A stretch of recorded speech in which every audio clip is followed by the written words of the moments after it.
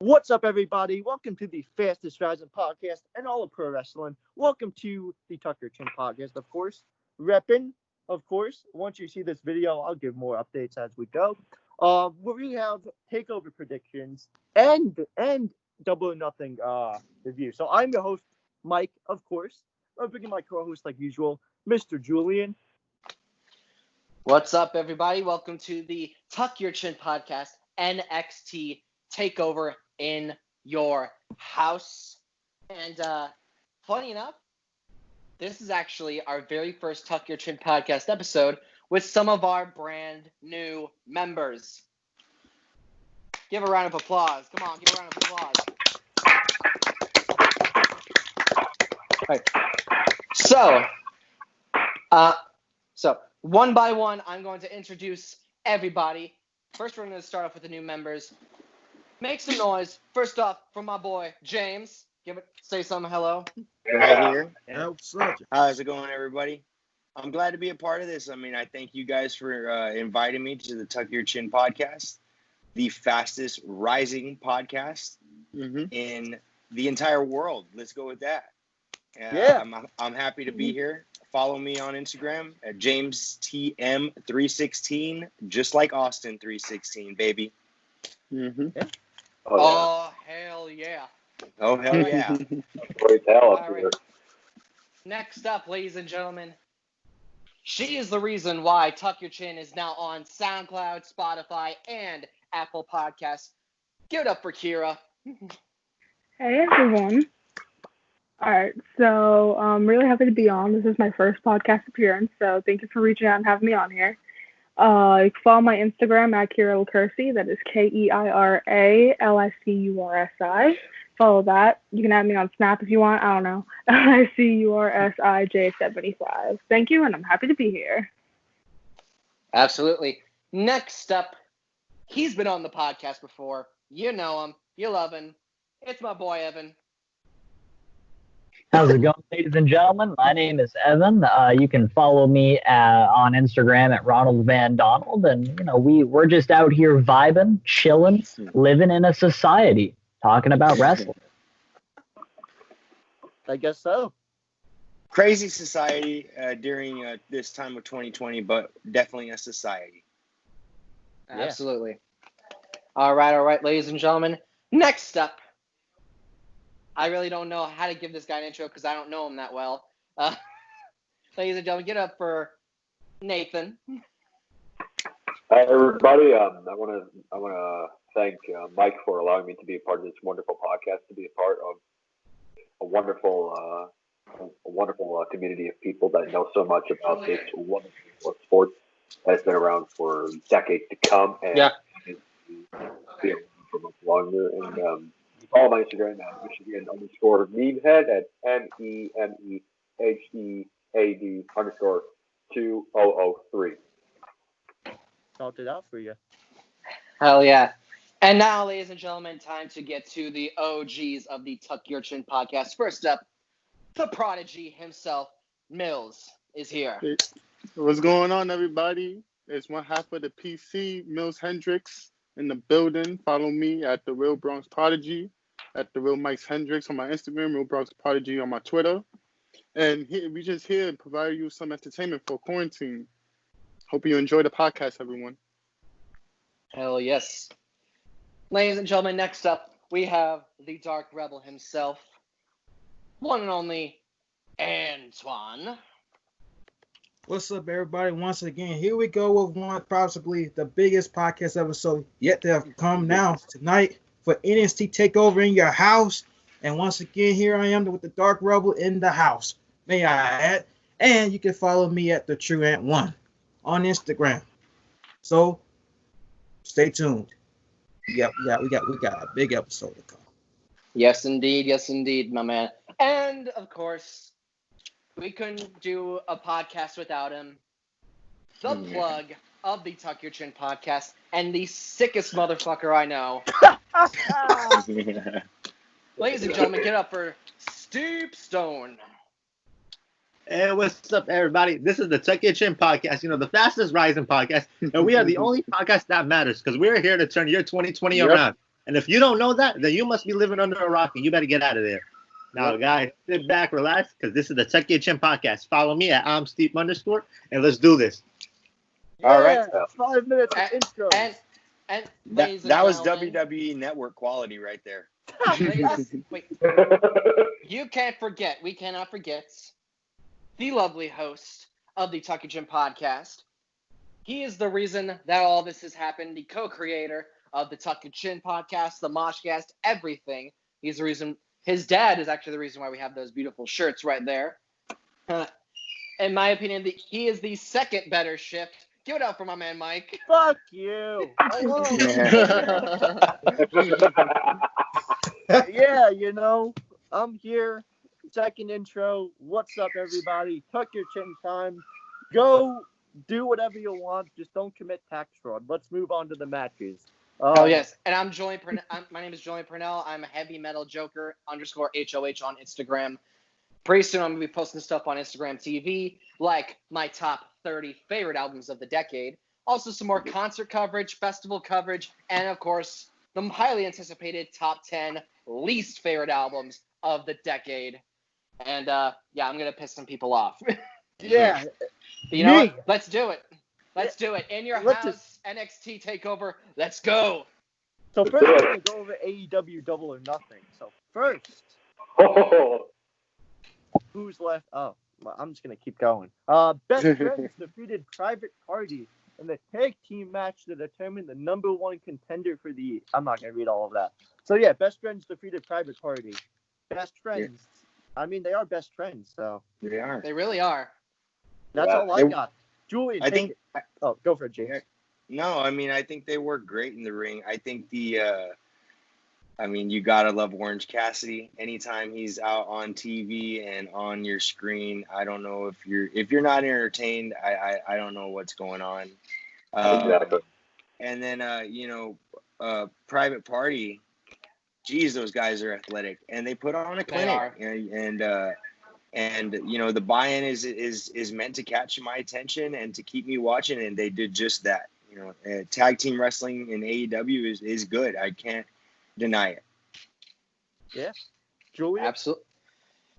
Yeah, man. I mean, I didn't really watch. I rewatched the pay-per-view. I didn't watch it when it went live.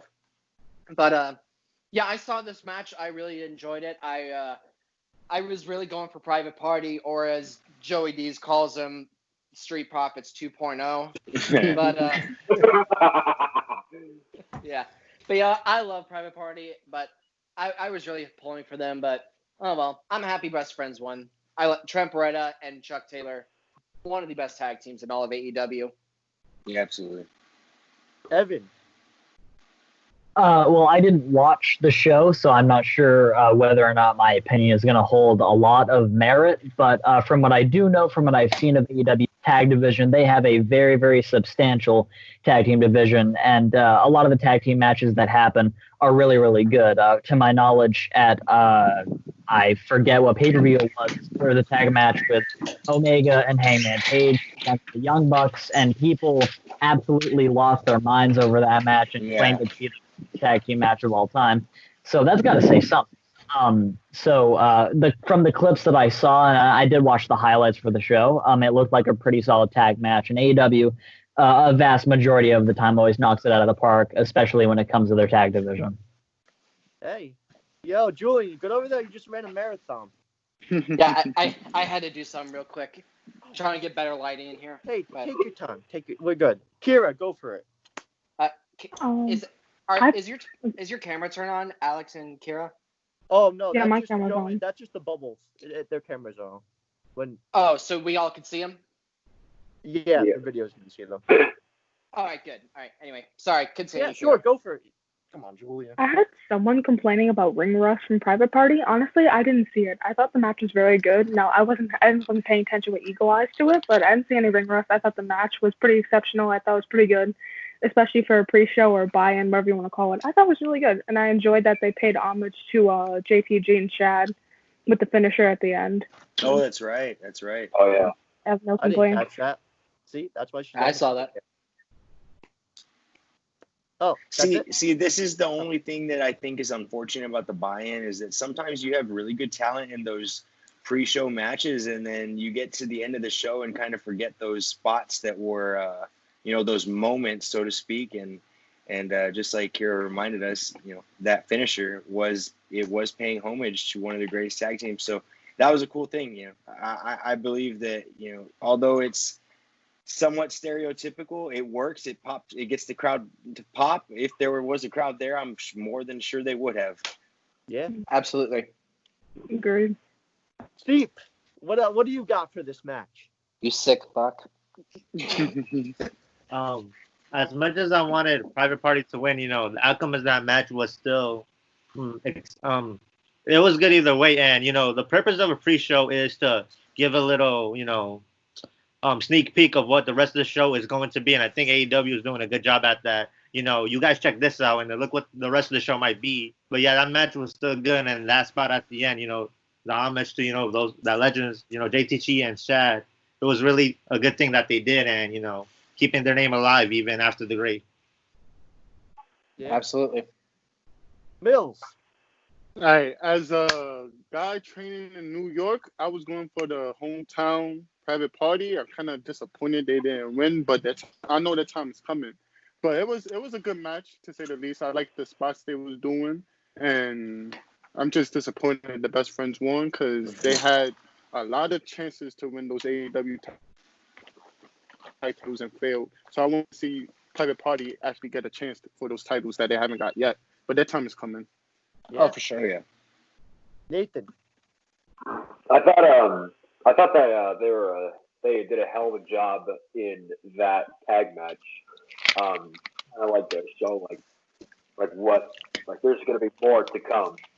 Yeah. I was asking myself, okay, that's just going to be a little snippet of what I'm going to see in the entire pay-per-view. And I was right. It was awesome. Yeah. Antwan. All right, I thought the match was awesome. Both teams are incredibly talented, and I say both are future AEW World Tag Team Champions. I was definitely going for Private Party to win, but yeah, Best Friends, they got the victory there. And I like the charisma. I like the chemistry that both Best Friends have, along with Orange Cassidy. So I think honestly the match it was awesome. Honestly, the win could have gone either way. Yeah. The first match of the main show. Wait, did everybody say their opinion? Yes, everyone. Okay. Just got to make sure, man. Hey, I'll get the Book of Schiff again. I'll write everyone's name down if you want me to. Yeah, the Book of Schiff. Hey. Book of Schiff. That's going to be a shirt as well. The Book of Schiff. Okay, Brian Cage winning the ladder match in one of the best. Hey, I see everyone up there. No, stop. Mike, hold up. Mike, can I go? I enjoyed it. I'm not going along with y'all. I enjoyed that. Hold up. Yeah, I did too. Hendricks, Me too. Hendricks, go first. I'm going to critique this match a lot. Because to me, when I see a ladder match, I think of everybody in the ring doing spots. Granted, the skateboard spot was good, but that was the only spot that got me excited. And then the thing with the Royal Rumble, that's just one. Two, I don't think everybody knows Brian Cage and where he came from, but I felt, to me personally, it's too early for him to have a world title shot. Granted, he just signed the contract to the company, so I feel like a veteran in that ladder match should have won it. Like a guy like Joey Janela or like a guy like Phoenix, Orange Cassidy, because I know he's on. But I just feel like it was too early for Brian Cage. But him and Moxley's gonna be good. That's all I gotta say. Yeah. All right. Nathan. Oh yeah. I thought that was what's up? Oh, the match. The match. He's disappeared.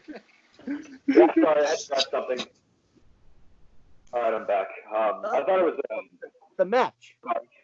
Yeah, I thought it was one of the best matches I've seen the entire pay-per-view. When I saw Brian Don't Cage, lie, Nathan. Don't lie. I'm serious. I enjoyed that match. I legitimately Rightfully so. And that skateboard spot, I was like, oh my god. I thought it was about But that was the to only good spot. That was the only good spot. You don't think Orange Cassidy walking into the ring and trying to grab the camera was not funny? That was gold. He's a slow. That spot pissed me off. Yeah, I wasn't impressed. Well, I mean, that's your opinion. That's your opinion. I don't know. I mean, I think really- when it comes, go for it. sorry, guys. No, when it comes to that match, that ladder match, I was kind of bewildered in multiple parts of the match. First of all, why were the ladders so small? Yeah. It was. I mean, I get the safety thing, and that's good for the athletes. I thought that the red ladders were cool. It kind of reminded me of the red Hell in a Cell that they used a few years back. I thought that, man, a lot of those guys are really willing to put their bodies on the line, and that's what makes it so in AEW so interesting and so Real? compelling. Yeah, exactly, compelling. Now, and I like that you say real, because going back to Brian Cage, so his debut, I mean, of course, I popped. I was happy that he was there. Oh, yeah. However, what I think is, okay, now we're looking at a title shot against Jon Moxley. As a viewer and as a casual fan, what I am seeing happening is him being this type of Brock Lesnar character where he is that conqueror type beast persona that can't be beat. And that's okay, because in reality, you look at Jon Moxley and Brian Cage, and it's just not a quote unquote real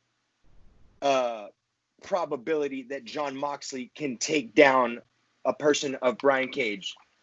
Just like you have these 40-second matches with Lesnar, with people, right? And then you throw in Goldberg, and Goldberg can take him down. Now that you look at that, and as a casual fan, you say, well, that's kind of real, that's a possibility. Goldberg's a big guy. He's tough, just as tough as Lesnar. I don't know if you can say the same for Jon Moxley, and I hope that doesn't hurt him. I hope that helps him push Brian Cage. I hope that it helps him if he does, lose the title to Brian Cage and they decide to roll with Cage. I hope that he comes back for his number one contender shot and proves everyone wrong that size isn't what we're looking for anymore in terms of what we want to see. We want to see professional wrestling at its finest, whether you have huge muscles, look pretty, or whatever. It doesn't matter. So I think it's going to be interesting to see where they go with this. Yeah. They got a lot. And then the fact that he has Taz, I mean, that promo that he cut this past Wednesday, that was a fire promo. So, he's in good hands. We'll see, where this goes. Yeah. Nathan, were you done with your reaction? I said that I was a big fan of Brian Cage when he was in Lucha Underground. Yeah, I marked out on, and like I said before, I'll say it again. I marked out on him when he joined AEW, and when I saw Taz, I'm like, oh my god, this is gonna be good. And basically, he's kind of like trying to go for a like an '80s like big man type of feel, like a manager. Yeah, like, you know what I mean, right? Sure. Kind of like an Ultimate Warrior almost type deal. Basically that, but except without the face paint and the long hair and the cap and all that. So I think he's basically a heel embodiment of the Ultimate Warrior, basically. But that's my opinion. Okay. Yeah. Except he can do all that. Yeah. Can I say one thing? Can I say one thing before we?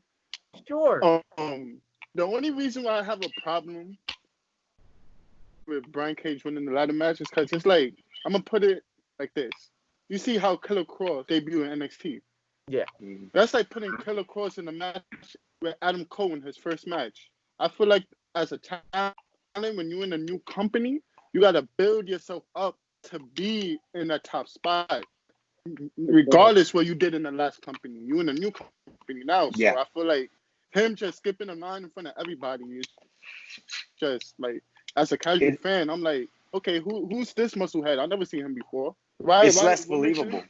Yeah, It's less believable. They did with If you with the build Rock. yourself up by beating enhancement talent, by beating whoever they put in front of you, and then you challenge John Moxley in the future, then I feel like it's more intriguing and it adds to the story instead of him cutting the line. Because what if the casual fan don't know what he did in Impact? Yeah, They're and gonna be it like, also "Who's makes this?" the title more prestigious because Yeah. a lot of these big guys come in and they look great on the marquee and they snag that title. And I understand when it comes to business, they look great and they sell tickets and they Yeah. put asses in seats. But again, I think AEW, their whole mantra is we're going off of wins and losses. So if that matters, like Millz said, how are you going to bring in a guy that has never won and doesn't even have a win-loss record? What is he, undefeated 1-0 now? Oh, wow. Yeah. Right? So, like, I mean, I agree with you on that standpoint for sure. It makes it less believable, but then he's this big old guy, so you're like, you kind of don't know what to think. I don't know. It's kind of backwards if you think about it, because the point is to push these new talent, this new talent that we've never seen before. The quote-unquote new league on TV. Yeah. Antwan. All right, so a couple things I say about this. So I want to take an example of everything all of you said, and I've honestly it kind of levels down to basically what I'm about to say, because the one statement Millz once stated was about how the match started was like a Royal Rumble kind of style where wrestlers were just coming out from the locker room into the ring. Usually I thought in a traditional ladder match, everybody would be out already and not just coming from the back. That threw me off. That kind of threw me off in a sense, because it's like, why is it guys coming out? To me, everyone should be already out there, So that was my first take upon it. And second, the spot I could say was about my only thing I liked about it was the Darby Allin spot through the that thing when he jumped off like I know that one. Yeah. But now the take I want to give is Brian Cage. Brian Cage is winning this. Okay. So as y'all pointed out, Brian Cage is now this is his first match here. His first appearance in this. You first of all, the fact that he's kind of taking this over. A lot of the guys has been here before him. And then just having him just come in just as this kind of Brock Lesnar style guy that's gonna walk in, just take the briefcase and just take the briefcase and win. It's like it kind of just like, why have this guy who just that people probably don't even know. Given some may not know him from his time in Impact or Lucha Underground. Some may not know him, and you have to just skip over to just become number one contender. It kind of just defeats the purpose of, like, if you're going to introduce him, you should introduce him against having face guys that maybe like enhancement talent or something. Just kind of build them up. Like, just have him just go ahead and just face John Moxley. It's like, okay, so you build him up for this purpose. It's like, okay, but here's the thing: you have him debut here. He wins. Now take it as if like per se he loses.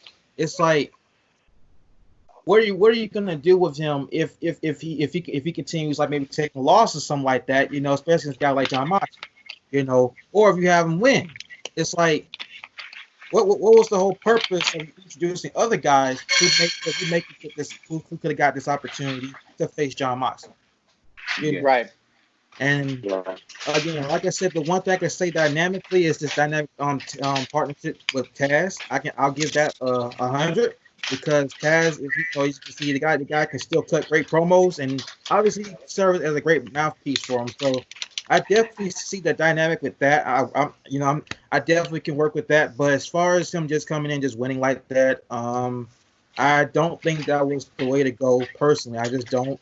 But I hope whatever they got planned, I hope they know what they're doing. That's just honestly like my take upon this. Yeah, Evan. I honestly can 100% get behind how everyone else feels when it comes to Brian Cage.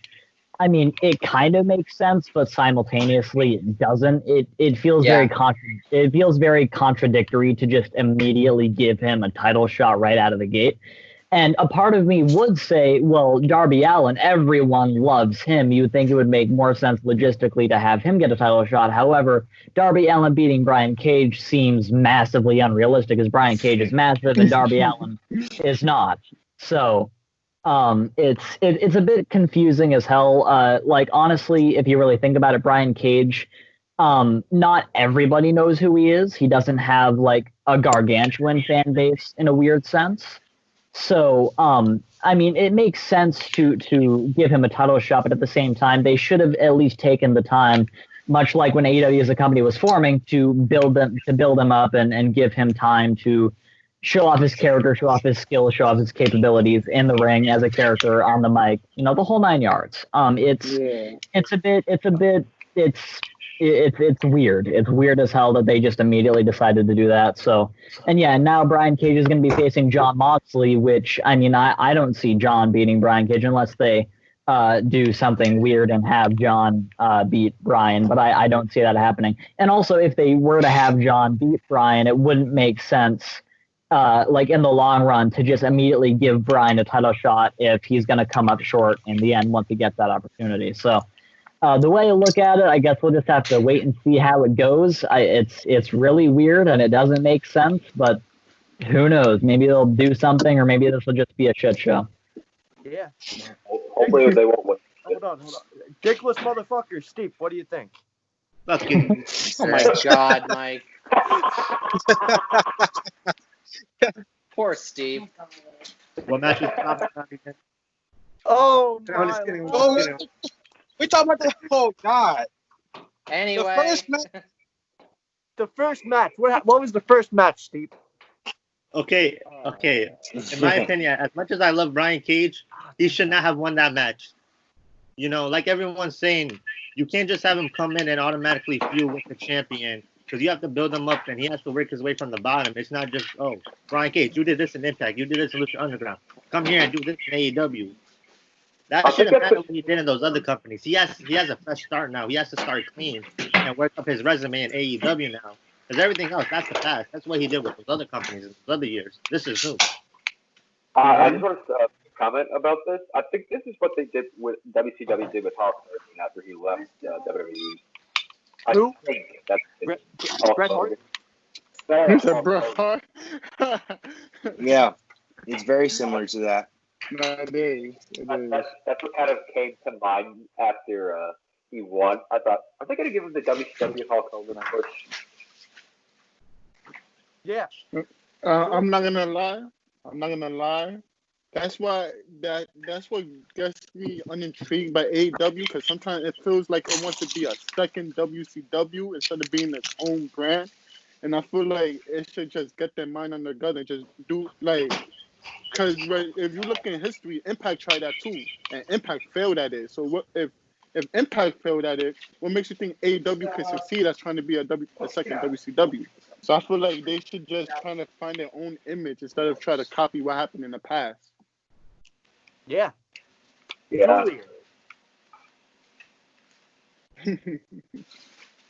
Oh yeah. Hello, Sleepy. Yeah, you. Hi. Yeah, your reaction, please. Oh, for the ladder match? Yes. Where do I start? Hey, wherever you wanted. The beginning, the middle, the end. Whatever you want. Yeah, I agree with what everyone's saying. Like, for me, it didn't make sense to have Brian Cage win.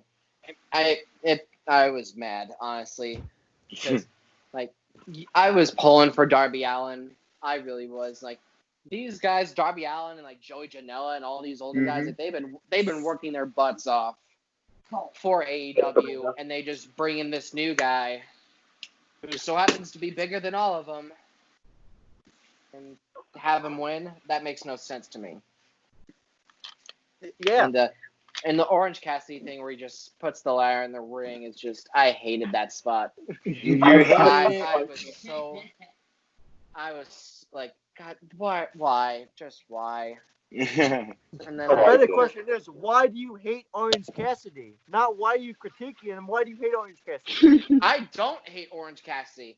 I just hated that spot. The skateboard spot was the only good thing. I agree with Millz. Like, that skateboard spot was the only spot I gave a crap for. Yeah. Hey, all of you may think this match was bad, but you watched 28 minutes of it and you gave them some fucking money. That's the most important part. Keira. To be honest, I watched it for free. Oh, yeah. Yeah, we all. Let's not talk about that. Let's not let anyone go after all of us. Keira. Of course we all paid for it. Yeah. Yeah, totally. Of course, absolutely. Totally. Keira, we love you, Cody. Oh my God, let Keira talk. She's been waiting to talk for a while. Yeah, I had to Alright, so personally, I'm a big Brian Cage fan because I watch a lot of Impact and Lucha Underground, so I know who he is. But obviously, not everyone else is going to be in that same area. Not everyone's going to know who he is, and it was too soon to give him a title shot. I agree with that. I pretty much agree with everything else you guys said. At the same time, it's kind of hard to have a veteran AEW because it's only been around for a year and a half or so. But I get what you're saying, and I definitely think it was too soon for him to get a title shot. He should have been worked up a bit more. He should have had more of a history with the company before he was thrown into the title scene, and before he's probably going to get it from Moxley. So. Yeah. My turn. Oh, God, you're... No. Good. Match. MJF defeating Jungle Boy. Surprise! Hey. So obvious. It was so obvious. Shush. Keira will go on this one. We'll let her go first. Okay. Oh my God, I don't remember anything about the match. MJF killed Jungle Boy. That's all I gotta say. Yeah. I don't remember it being bad. I remember I was intrigued when I was watching it, and I was definitely interested, but I don't remember it being the best match on the card, but I was definitely interested. I don't know that much. I really don't remember anything. I think the reason behind that is because personally, I just think that AEW doesn't put a whole lot of focus on the storylines behind their matches. Yeah. It was kind of the only one that thought that. Yeah, it was a kind of random. I mean, it was a good match because they're two great wrestlers, but it was random. MJF, of course, is one of. If you hate him, you have to agree that he's one of the best heels in the business because he's doing his job and making you hate him. I thought the spot on the apron, I don't know if it was almost like a Panama Sunrise sunset flip type deal where MJF took that bump to the side, and that was like, whoa, that was painful. Mm-hmm. I know that hurt. But again, there was no premise to the match. It was kind of just filler, and you have two guys in there that, I mean, those guys could have been in that Casino Battle Royal match, that ladder match. I mean, it just seemed kind of forced in a filler restroom break type match, and they don't deserve that. I don't think they do. Yeah. Evan?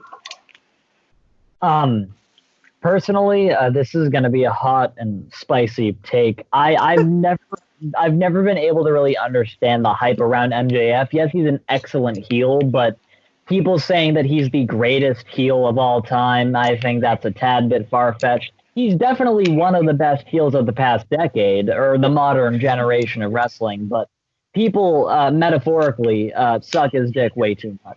Dang! Oh my! I'm just saying. That's just how. And demonetized. We lost some subscribers.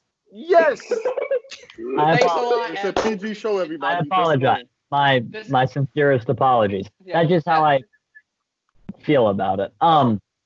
So when it comes to a match with MJF and Jungle Boy, I'm just kind of incapable of caring about it. But from what I saw, right. I mean, from what I saw, that was funny. Just purely incapable, not even a possibility. Yeah. Awesome, I love it. Yeah, just from what I saw, it was it was okay. Nothing that I would write home about. But yeah, MJF is great. I just I mean and Jungle Boy is also pretty good for a tiny man. But you gotta.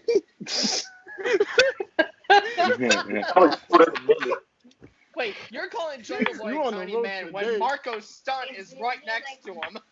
He's the size of his chair.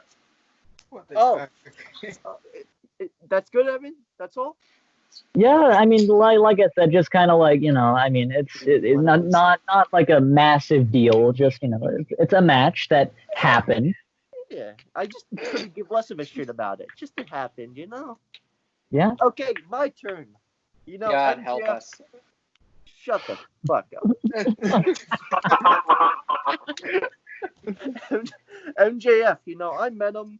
Amazing dude. I met him too. April talk about that. He's a fucking douchebag. Okay, so I don't know. It was just a match. MJF was gonna win. Like war. I don't know. You know what? Next person. Steve. All right. Okay, so that match, MJF, it was pretty obvious MJF was gonna win, MJF, the dude lives and breathes his heel gimmick. I remember one time he posted him DMing a kid to go die and burn in hell or something like that. The dude literally is MJF 24/7. Oh my He really is a douchebag. That does not surprise me. Damn. That match, it was obvious MJF was gonna win. That's the end of that. MJF, he's a douchebag. Yeah. Dick. Oh, Millz. All right. I do not remember a single thing that happened in this match because I didn't really care for it. Thank you. So, it was so unmemorable. Who you thought was gonna win? Who you thought was gonna win? A tiny man versus a second tiny man, but product more version of a tiny man. Who you thought was gonna win? Like, Oh my God. It was too obvious. I didn't care for the match, so it's like next match. Just the next match. I don't even want to talk about it. Antwan, you go. I'm about to die here anyway, but okay.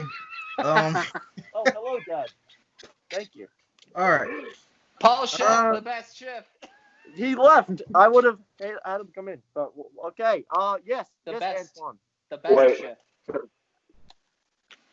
Great match. What the fuck's going on? Yes, go. Great match. Ooh. Great match with no story. I personally thought to be honest with you, it was a match I honestly didn't care about because I figured MJF was going to win anyway. You have him against Jungle Boy, who I still felt like why booked? Who came up with this? I'm still trying to figure this out, but MJF for the win. Obviously the guy he plays this heel role to a ton. So I get that's one bit of I can give the guy. He lives and breathes that. His gimmick for life. But nevertheless, good match. But no stories. Don't if you're gonna book matches like this, give me a reason to care. So maybe I found a reason to maybe want to pay to see this. Yeah. If I had a tiny inch of soul in me to say I actually loved this match. Of course, I was being sarcastic about that. I didn't at all. Next match. Oh no, we still have people to go, and I forgot who went. So Nathan, go. I'm a big fan of MJF. I really enjoy his work. I think he's really Soccer. in business of professional wrestling. I obviously knew he was going to win because, I mean, come on, it's MJF. What did you expect? I mean, I didn't really care much for the match because of the build-up. I kind of tend to not like matches when it comes to like no build-up, like no storyline. But I like some parts of the match. That's pretty much all I got. Oh, who didn't go? I forgot. Oh, me. Julian, the person I always forget. Hello. Yeah, because I'm the co-host of your fucking show. Nathan is enjoying all of this. I love it. Anyway. Comedy podcast. Yeah. God. Did you say stand-up comedy? Yeah. Yeah, so how about that airplane food? Anyway, that's honestly what I would compare this match to. I could not care less about MJF versus Jungle Boy. In my opinion, Luchasaurus is the better one out of that group.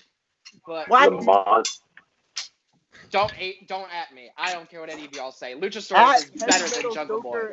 I agree 100%. Yeah, he really is. Yeah, I'd agree on that. Yeah, I mean, I wouldn't be surprised if the next match MJF does is against Marco Stunt. I would not be at all surprised at that. It's like, MJF beat another little man at this pay-per-view. Shocking. Shocking. Nothing against Jungle Boy. Jungle Boy's a great athlete. I really enjoy some of his matches, but if anybody... Sorry, go ahead. You know what would be a dream match? MJF versus Buff Bagwell's mom. Judy Bagwell? Oh my Yeah. God. Judy Bagwell in a pole match? Judy Bagwell in a pole match. No, it's Judy Bagwell on a forklift. That's what the match is. We're getting everything going. For the longest time, I've been saying Judy gosh dang Bagwell is a legend. Can we get her on the podcast? I know Judy Bagwell is your favorite. Judy Bagwell is your favorite wrestler's favorite wrestler. God damn it! Can we get Judy Bagwell on the podcast? Wait, what? Yeah. Wait. Wasn't she tag team champions with Rick Steiner? God. And her son Buff Bagwell. God. Was she really? God, Yeah. Really? You know what? Can we just That's take like a David second? Arquette winning the world title. Ooh, yikes. Oh. Can we take a second and plug something? Steve, plug whatever you want. We're 45 minutes in. What? Plug something. You said what? Follow us on Tuck Your Chin Podcast. No, advertise something. Advertise something that we're not even advertised by. I don't know. I don't know what's going on. Poland Spring. Drink it. Okay, let's move Yeah. on. Starburst. I got one. Tap water. Yeah. Nike. Jackson guitars. They're great for shredding. Yeah. Oh, yes, sir. Millz, yes. Huh? You said Mikey. How am I? No, I said Nike. Oh. Yeah. Yeah, sure. Sure. This episode sponsored by Kohl's, where I got this Johnny Cash shirt. Great taste. I actually went by his house when I was in Jamaica a few years ago. Jamaica? Yeah, I was there like 5, 6 years ago. Yeah, 6 years ago. Hurt myself again. Wow. Jamaica. Anyway. Okay, let's move on because now we're talking about Jamaica. Yeah. Wait, hold on. Mike, I like how we brought up the stupidest stuff WCW has done. I just want to transition into what's the dumbest thing you've ever seen in pro wrestling? The dumbest thing, storyline, match, segment. The demon in WCW. Vince Russo. I mean Gene Simmons' character in Kiss. I've seen a lot of dumb stuff. I'm trying to think. Every single thing Vince Russo has ever done. I was about to say that. I swear to God. I applaud you, sir. I applaud you. Oh my God. I forgot Vince Russo. He's on the drug every single match he books. So like for a tag team match, he's on some crystal meth. On another one, he's on some weed. That's crazy. You must be hanging around Jeff Hardy. Man, Oh my God. You can't say that, Steve. You can't say that. You cannot say these things. You cannot say that. We'll have to edit I'm that. sorry, We'll cut Jeff that. Hardy. We'll cut that. There too. You better be praying to something. Keira, go ahead and say what's your worst moment you think in wrestling. What was your least favorite moment in all wrestling? I was gonna make a Vince Russo joke, but you already stole that from me. So, let's see. Any comment? Talking. That's I another. was just about. I was really just God going to say Jim damn it! Cornette. I quit. I have one. Anything Jim Cornette ever said. Anthony. I'm still trying to think. That's crazy. I've seen a lot of dumb stuff. That's why. I got have one. That's some I don't know if you stupid guys shit remember. I was watching a few of the In Your House pay-per-views from the 90s, and I caught the one where they The power ruined outage. there was that one, and then I also saw the one where they replaced Kevin Nash and Scott Hall with the fake Razor Ramon and the fake Diesel. Good God, no. After they got bought by Ted Turner, and they just tried to like feed us Razor Ramon, but it was not Scott Hall, and I was just like, okay, what the hell's going on back then, man? Like, Since we're talking about that era, the James, I was Triple H versus gonna Henry say- Godwin match. Hold up, Nathan. I'll go. You'll go after Mill. James, Oh well, Okay, they're go. staring at each other. I mean, that's fine. I'm down. It was me. It was me. no, I was about to say, James, I thought you were about to say Warrior and Goldust in that your house thing, whatever the hell that was. No. The Triple H versus Henry Godwin. Prime Oh, I think it The was hog pin. the hockey match. Horrible. I hated that match. What about the time that Hawk actually nearly killed himself on Monday Night Raw? Oh yeah, X-Pac. Oh. No, Animal Hawk. Oh, yeah. Road Warrior. Yeah. Warrior Hawk. Yeah. Oh, I'll go. The Overdrive.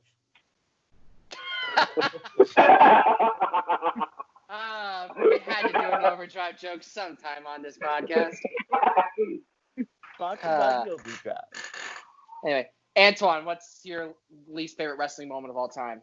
I'm gonna give that to probably the wedding of Al Wilson and Don Marie.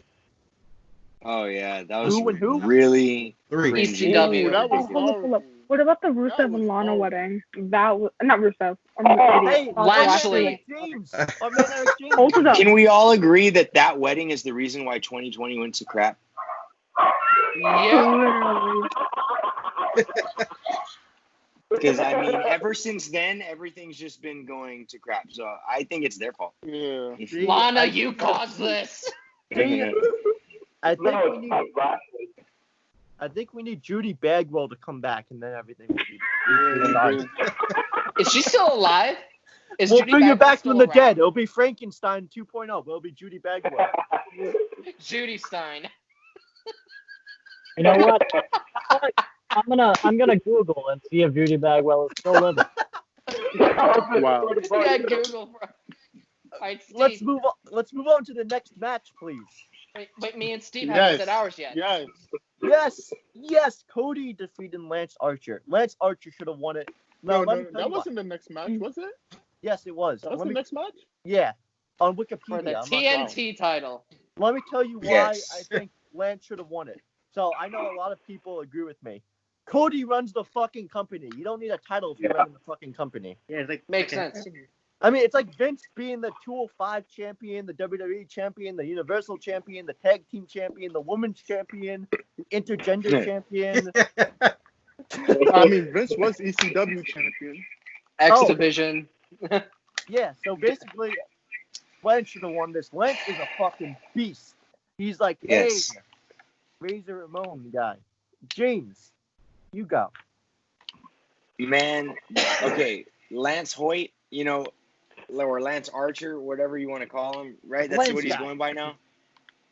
I've seen him here in Corpus in one of our organizations wrestle in person in the indie scenes. He's a monster. I've seen him. He's like 6'6", 265. I mean, The monster. and in reality, he could have thrown Cody into that tiny crowd that they wanted to be there. And Cody is a great word. He's going to put on a clinic. I thought the spot where he got thrown at the camera was kind of weird. I don't know why the pyro. I mean, the bottle rockets are cool, Cody, but why only you? Shouldn't the AEW champion be getting some pyro as well? I just when I'm watching a wrestling match and I find myself asking what the hell's going on more than once, I don't know if I'm really into it at that point. And then the Mike Tyson thing, and then the cut to the yawn. And then it was just like, dude, you guys, I know what you were trying to do. You almost achieved it, but you kind of didn't. And that just sucks because it could have been a moment. It could have been, but it just wasn't that Stone Cold Mike Tyson moment that they wanted. Yeah. It wasn't. Yeah. And the title, to me, great that they have a mid-card championship, but really the championship of the network, I mean, I don't know. Call it something different, but I think they were trying to go for like a TV championship, like the WCW did. Yeah, I think you're right. Yeah, something like that. Yeah. Amen. Evan. Yes. We're talking. Oh God. We're talking about Cody winning the TNT title, correct? And Yep. Judy Bagwell. Is she alive? I could say No, passed away like 2 years ago. I couldn't find anything. I don't know if she's still alive or not, but nonetheless, anyway. Yeah, Cody. passed away. Let's all take a moment of silence and remember Judy Bagwell. All right. Okay. All right. Contribution podcast. Let's do this. Yeah. Cody winning the TNT title. I cannot imagine somebody's head being that far up their own fucking ass. Is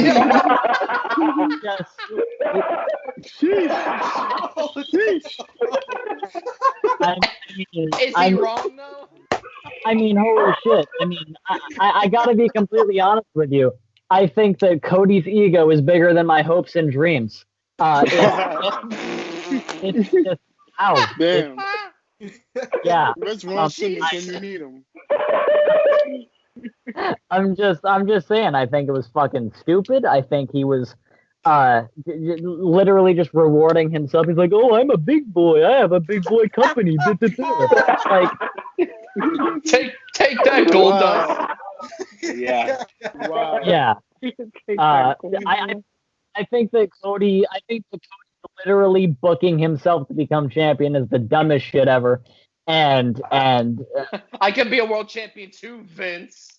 yeah, that's pretty much. I feel like Cody cannot inhale oxygen without making an attempt to make a jab towards Vince McMahon, same person. Yep. Yep. Some good shit. Don't call me muffin, damn it.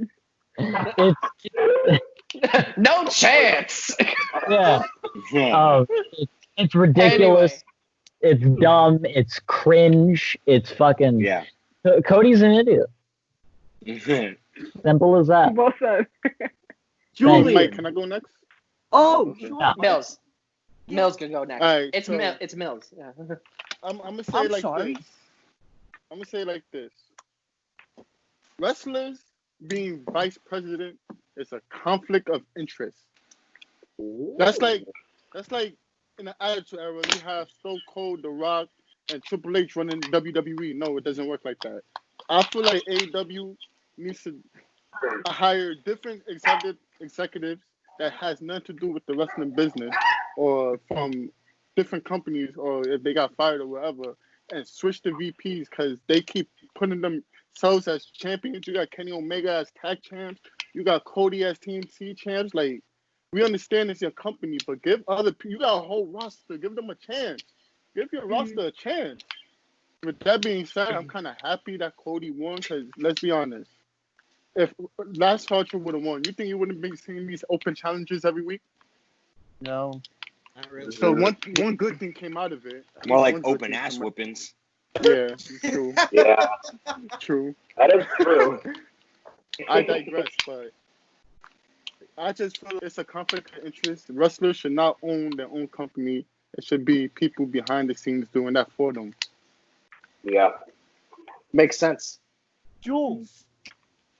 Don't call me that.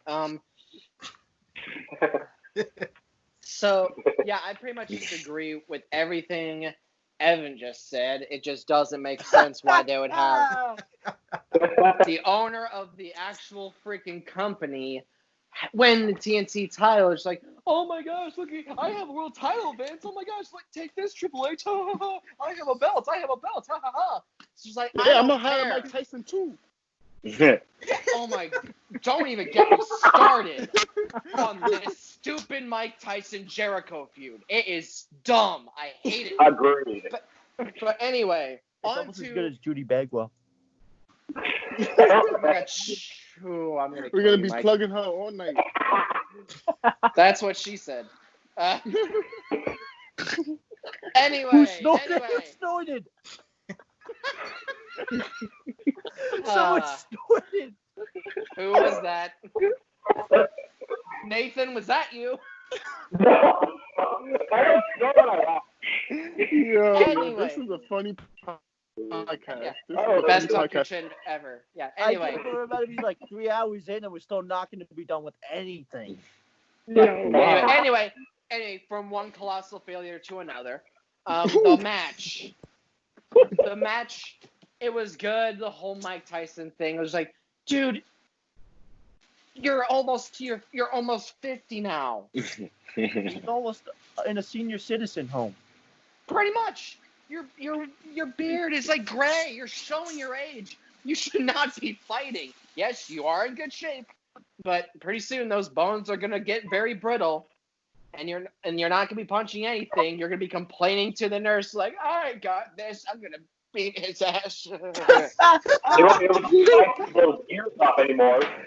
Actually, He's like a dinosaur now. He's like a dinosaur. Well, he couldn't even rip the shirt that he tried to rip off of himself the next Dude, stop.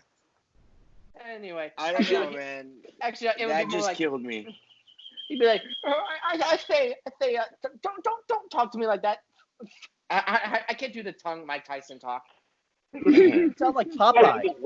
He sounds like Popeye.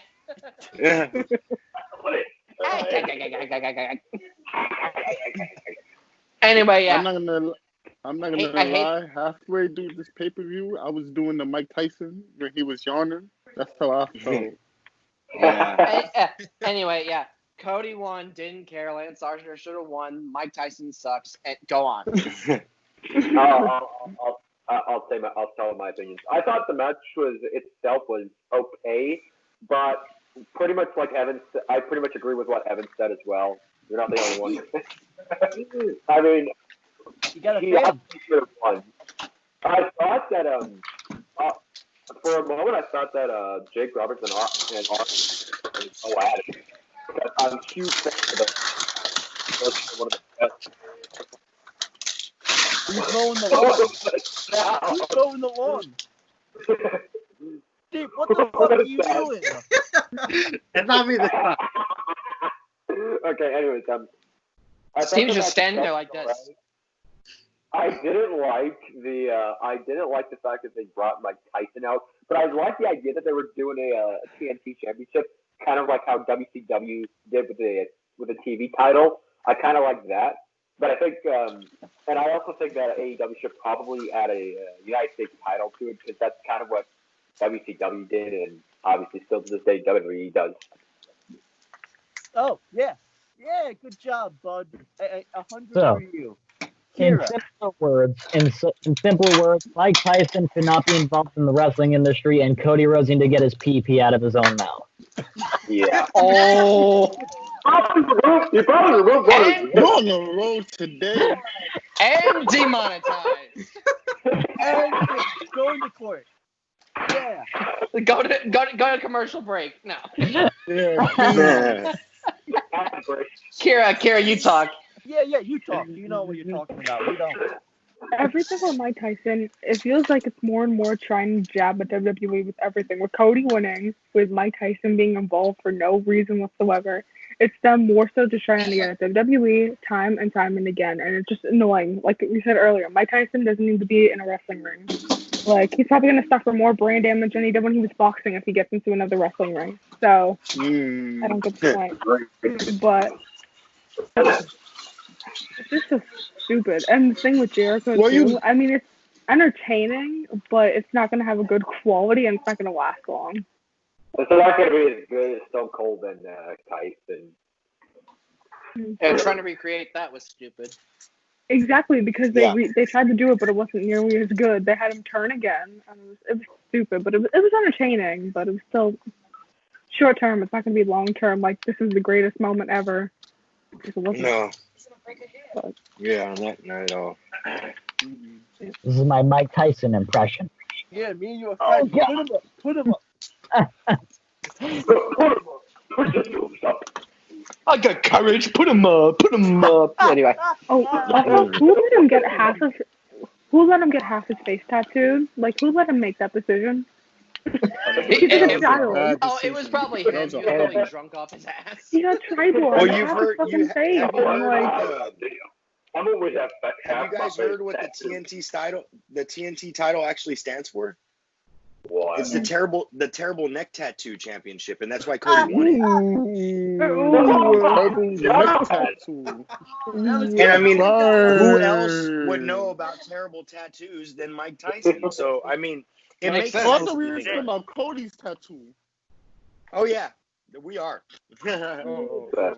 No one knows more about bad tattoos than Mike Tyson. That's why Cody won. Yeah. Oh, Steve, what would you like Terrible to say? neck tattoo. You know, with Cody, you know, secondhand, TNT. it's obviously he's going to be giving himself these opportunities because in reality, Lance Archer would make Cody his bitch. And also, Mike Tyson coming out, presenting the title, doing that with Chris Jericho. Yeah, I'm totally sure they're not aiming at WWE at all. They're doing their own thing. You know, Mike needs to go home. He shouldn't be in a wrestling ring. He shouldn't be in any ring. He shouldn't leave his house at all. They he's need a little to really retirement focus home. on themselves, not constantly throwing shots at the WWE. Because The guy can barely walk now, so. Speaking of tattoos, Exactly. I actually That's made all I a back tattoo on like the upper back and the upper back. That's right. Oh, I already said everything. yes. What happened? I don't know what the fuck is going on. Someone say something. Hi. Next. Where'd it Well, go? we got to get to. Judy how about Bagwell. we go over the Yes, women's match. Judy Yeah. Bagwell. I didn't even Judy I didn't- Bagwell. Wait, how many matches we got left, Mike? Dude, we're not even halfway through AEW. Oh, God. We're already an hour in. Jesus Christ. Can we skip the matches we didn't care about?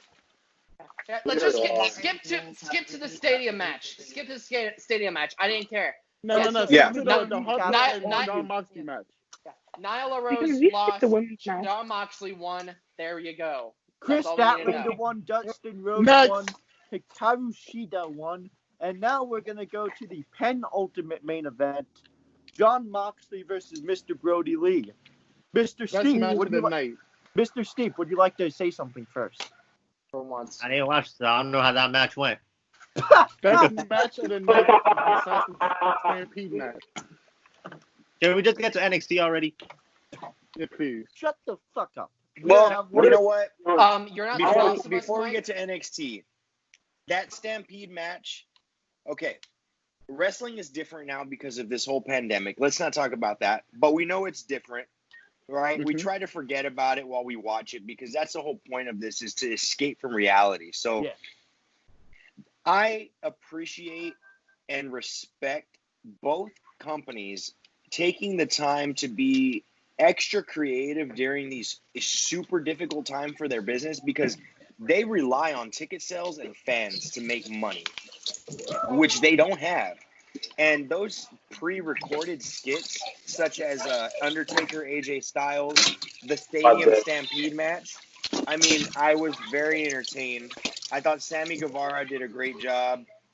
It was very untraditional. If you're not an untraditional fan and you really like professional wrestling in its traditional form, you're probably not going to be a fan of it. But I think for what it was intended for, it did the job. And I think everyone did their role perfectly. They were all acting like fools. I had fun watching it, and every moment of the Stampede match was something that I didn't expect to happen. So it was a nice change of pace. Yep. It was. Yep. Can I say something? Are we on the Stadium Stampede match? That's Yeah, what we've man. been on. Yeah, For an hour. the horse spot, brilliant. Best Yeah. For sure. It was so hilarious. Oh, Evan. Yes. I like to just quickly also talk about the Brody Lee and Moxley match, just because of just hear me out. So I'm a huge fan. I'm a huge fan of both of them, and they've had a metric fuck ton of matches in the past. And they have one hell of a history, and they've had a bunch of great matches, and I think it was a really good match. I was kind of expecting. Well, not really expecting Brody to win, but like I wouldn't have been surprised if he did because they've kind of built him up quite a bit. But nonetheless, it was still a good match. The Stadium Stampede match, if I could describe that match in one word, chaos. Just absolute fucking madness.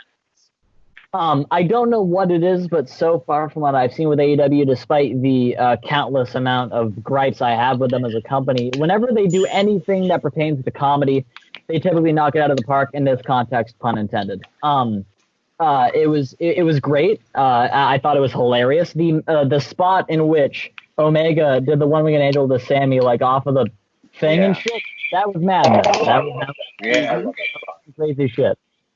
I think the Stadium Stampede match was amazing. It was really fun. It's one of the better AEW matches I've seen, and that's saying a lot. So. Yeah, it was a fun. I would consider it to be like a Michael Bay film. It's something you sit down and watch for the fun of it, not for the storyline, not for the plot, not for the seriousness of it, but just because it's fucking goofy, and that's the point of it. I agree totally. I think it was more like a show, and I think this probably is the first wrestling match that a field goal post was used as an offensive weapon, which was amazing. I thought that was an amazing spot. That was cool. Yeah. The pool, and what was up with the skybox in the pool where Matt Hardy came out as like 3 different versions of himself? I thought that was super awesome. Yes. And then the version 1, it was cool, man. Yeah. Julian. Okay. I guess to go off of Evan's point of the Michael Bay stuff, at least this match wasn't ruined like the last 3 Transformer movies. But wow. Yeah, we all can attest to that. Those Transformer movies were awful. Like the last night was just awful. Anyway, yeah, I liked the match. The comedy was great. Yeah, that's all I like to say. The horse spot was my favorite, but yeah. Anyway, NXT, please, I'm begging you. We have so many. Wait. I just want to say my favorite spot. This is the match card.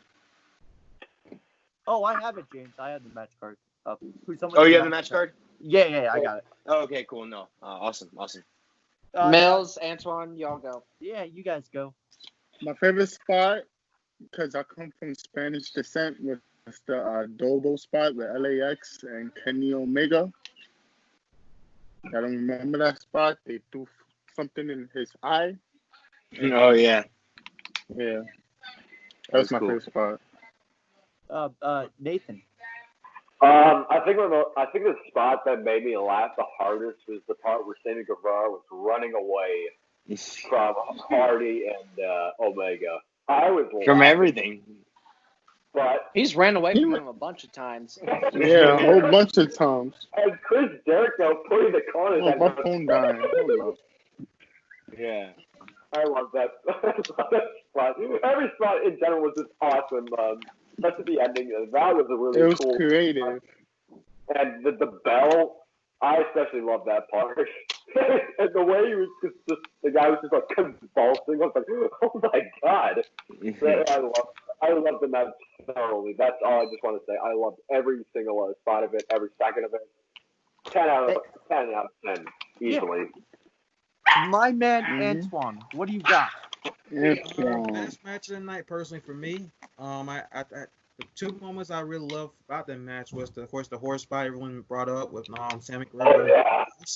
And then I love the Matt Hardy transformations from the Broken to the Team Extreme to the version 1. So above all those, match of the night for me.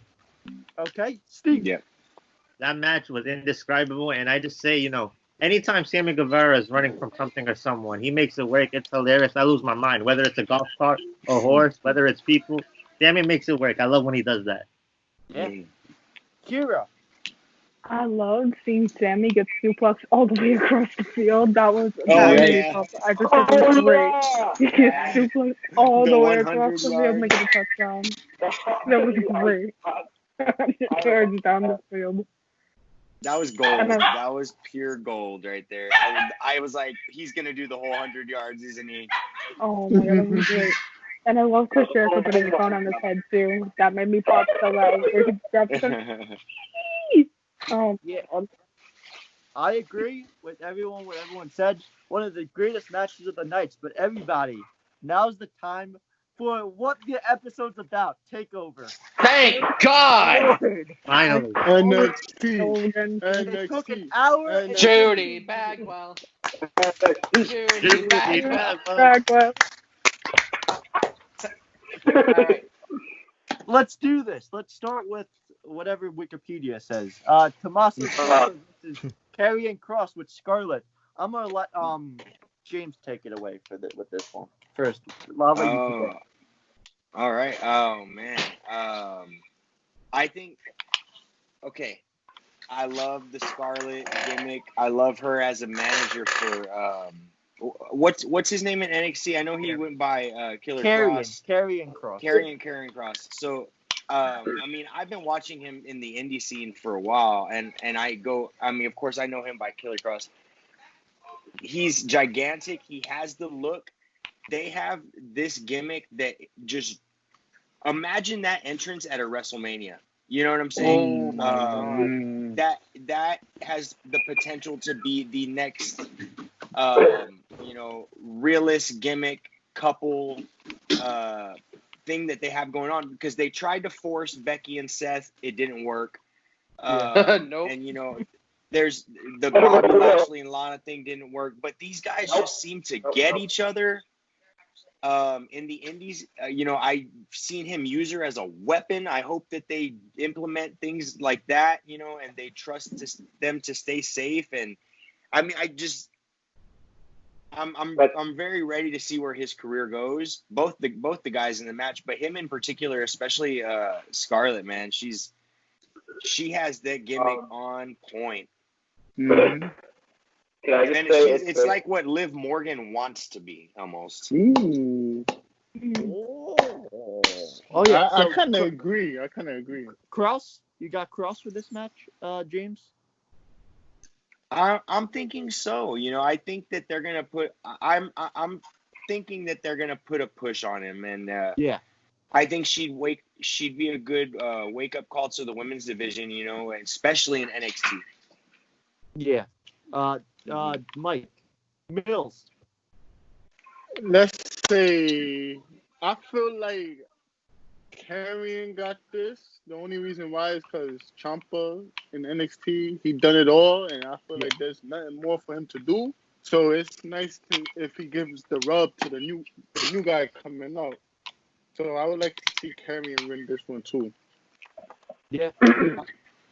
Nathan, go ahead, dude. As a person who is very close to Milwaukee, that's where Tommaso is resided. I'm a huge fan of the guy. I love his work. I saw him in Green Bay in a house show. So, but I have to go with Karrion Kross because those two together kind of reminds me of Macho Man Randy Savage, with either Queen or Queen or Sensational Sherry. Queen It kind of reminds me of that. The Macho King, yeah. Yeah, I love that gimmick. I think I'm gonna go with Karrion Kross because he's a phenomenal. Oh, hi, Lily. I guess my dog wants to join in on the podcast. Oh yeah, hello, new member of the Tucker Chin podcast. Hello. What's your prediction? Aww. What's your prediction, man? She says Karrion Kross. Smart dog. Now she could. Yeah, good job. Yep. Oh, Antwan. I definitely have Karrion Kross for this because one thing I've enjoyed so far for what he's done thus far in NXT, specifically their entrance. I've definitely become a huge fan of. I love the fact that when they introduced them, you saw we seen in the Vic nights how they with the TikTok stuff that they was introducing him, and now that he's going to be presented here in this forefront. You know, it's definitely someone they're doing something huge with him, and I'm definitely looking forward to seeing what him and Ciampa's going to do. And if this, as Mills pointed out, Ciampa, there's pretty much nothing much left for him to do at NXT. So this might be a send off of sorts for him. With Cross taking him off, it could be. Yeah. Julian, I heard you wasn't a big fan of that. I do not want Ciampa to go to the main roster. I really don't. Yeah, I think they'll waste him. That's my prediction. Yeah, but to go along with this match, I definitely think Karrion Kross is gonna win because like the way they've done his character now is just done so well with like him and Scarlett. It would be kind of stupid for him not to win. Yeah. And I already know this is probably going to end up leaning towards them versus Gargano and Candice, which I want to see. But yeah. I just poked myself in the eye. Yeah. Ow. I just poked myself in the eye. I'm good. Yeah, I can only see out of one eye now. But anyway. Karrion. Shut up. It's not funny. Karrion Kross is going to win. Yeah, that's all I really have to say. I don't really care for this match that much. You know, it's interesting that you say that, man, because me and my wife, we were watching these guys debut when Scarlett and Karrion Kross came out, and it, makes one wonder, can there ever be an intergender tag team championship in WWE? That'd be interesting. They have the star power, and they definitely have the audience for women's wrestling. Yeah. It's no longer viewed as some type of joke, and I think that would be awesome. I mean, especially, I think it would be something that could be promoted on all brands, NXT, Raw, and SmackDown, just like the women's tag team titles. Yeah.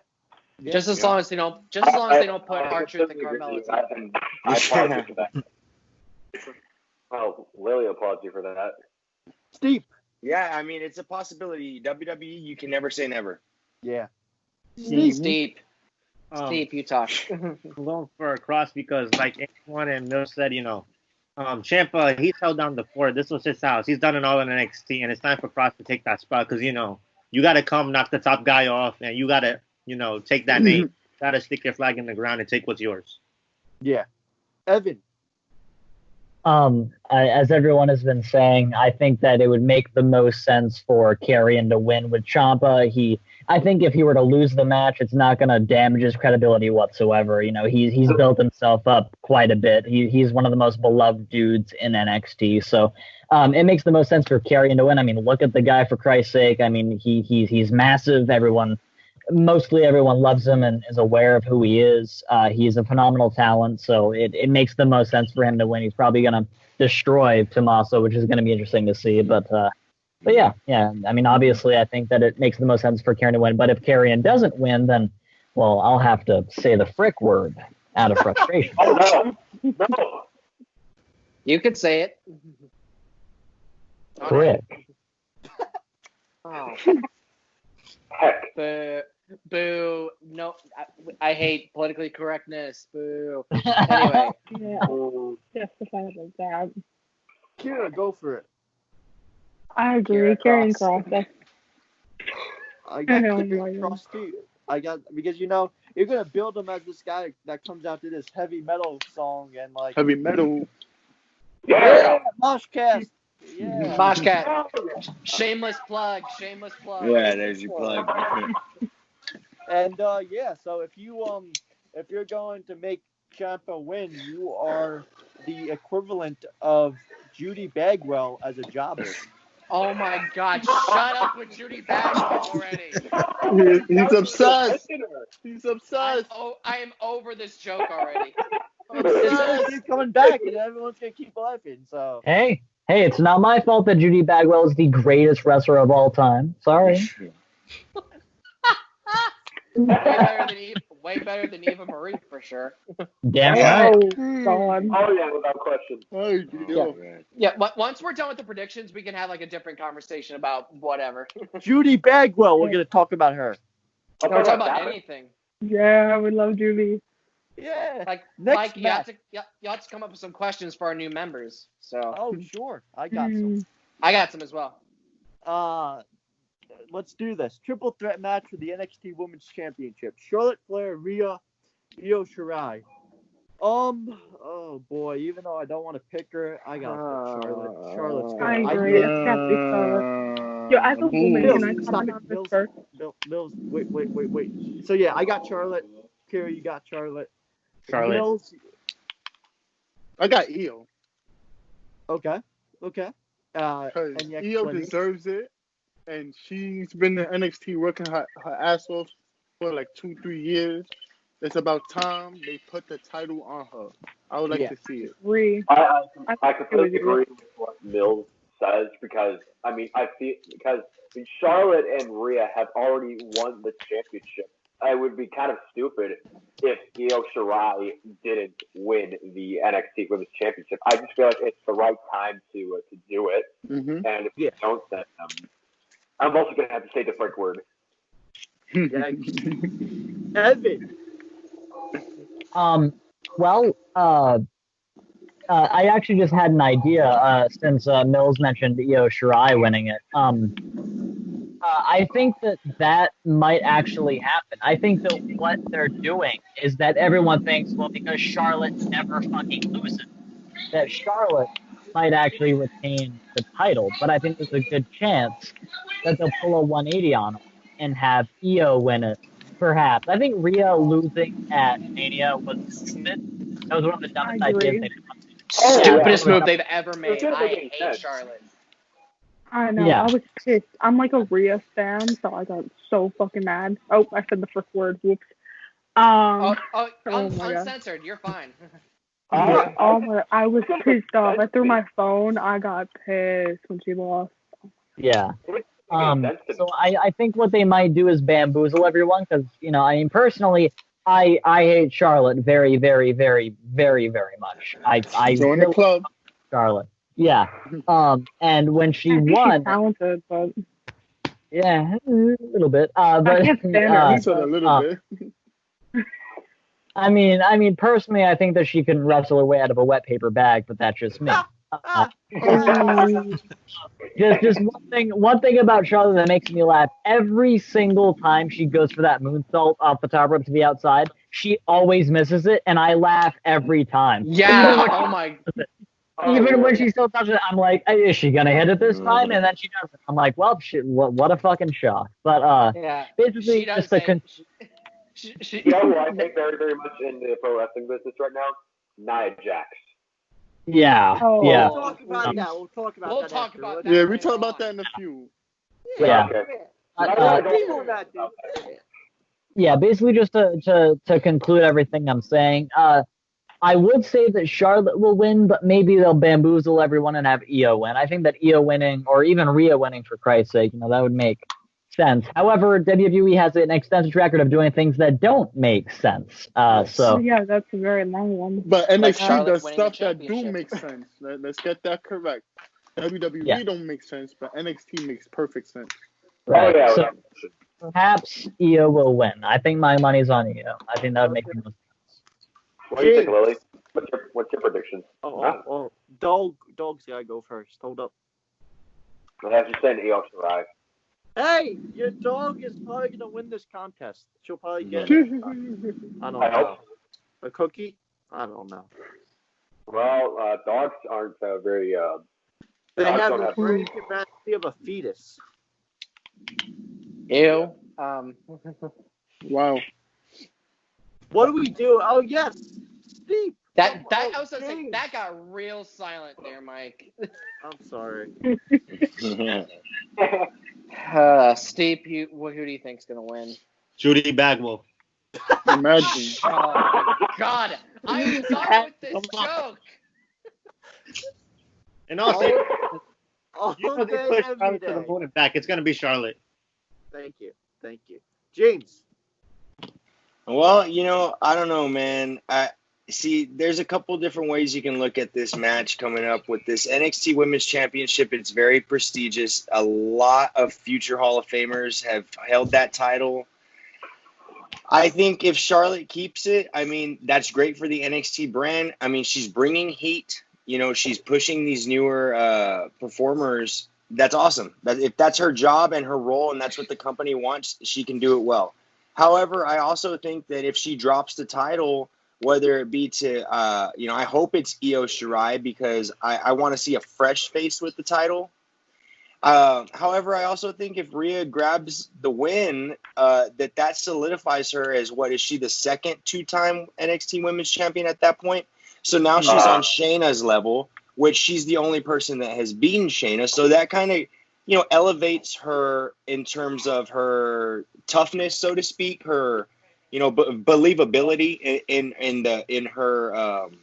her skills, and I think that would be good for her as well. But Io Shirai is a hard worker, and but at the same time, you got to understand, there are some. Perfect example, Becky Lynch. She never won the NXT Women's title. She didn't need the championship to make her successful. So that could be the case. That could be the case with Io, and we may not see her win. We may see it go to Rhea, but I think either Rhea or Io. I'm hoping Charlotte does not keep it, and I think she should just go back to the main roster and do her thing there, and let the women's division on NXT, which is amazing, just continue doing what they're doing. Yeah, I completely agree with that. Millz? Sure. I went already. Botch. Nathan. I think I already said my predictions. Mike, did you Antwan. It's Antwan. What? book Where's of the book of is Mike? about to come out. Where's the book of Mike? I think Antwan was next. Antwan, you go, and then I'll go. All right. I definitely got Io for this. I feel like it's Io's time. Charlotte, she's ran her course. When Charlotte first won this, I was at question about it because when you have her winning this is like it's like, to me it feels kind of like overexposure in terms of what I'm looking at, because she was on Raw, then she's competing on SmackDown one time, then she's on NXT. It's like she's going to do 3 different shows, and it kind of defeats like what show is she actually on holding that title. So I think honestly, if she's not going to be on one show, then you need to take the title off of her and go to someone like Io, who's been working hard since day one since she got there. She hasn't had that shine just yet. Rhea, she's had. I mean, she wins. I mean, I wouldn't have much of a problem with that. But I feel like Io, she's been on the workhorse here out of all 3 thus far. Who haven't had that time yet to kind of get the shine. It's time for a fresh face here. So I'm definitely pulling for Io to win this match. Yeah. Yep. Did anyone not go? Julian, did you go? No, I did not. Not about you again. Look at that. Mike, sleep with one eye open, dude. I'll be watching. Anyway. No, you won't. You're blind. Anyway. That's why I need glasses. You're right. Oh, yeah, you have glasses. They just don't work well. Because if they worked, you would be able to see that I am a part of this call. Anyway, I am praying. I am literally praying for Io Shirai to win this title. I am agreeing with everyone. We are done with the flares. We are done with the flares. Can we all agree on that? I've been since last year's WrestleMania. Everybody raise your hand if you're done with the players. Yeah. If Io doesn't win this one and Charlotte does win, I'm sure they're gonna have Io beat Charlotte in a 1-on-1 match at the next takeover, which I definitely think could happen. But either way, I just want Charlotte to go. For me, I just want Charlotte to go back to Raw, so Raw can go on ahead and keep sucking her dad's what. No square. And I'm here to tell you right now, the only reason Charlotte is where she's at is because WWE cannot stop sucking her father's dick. That's all I'm going to say. Yeah. Yeah. But yeah, Io Shirai for the win. And if Rhea wins, I'd be happy too, just as long as the queen of WWE doesn't get it anymore. So in other words, WWE is unable to they continuously take a ride on Space Mountain.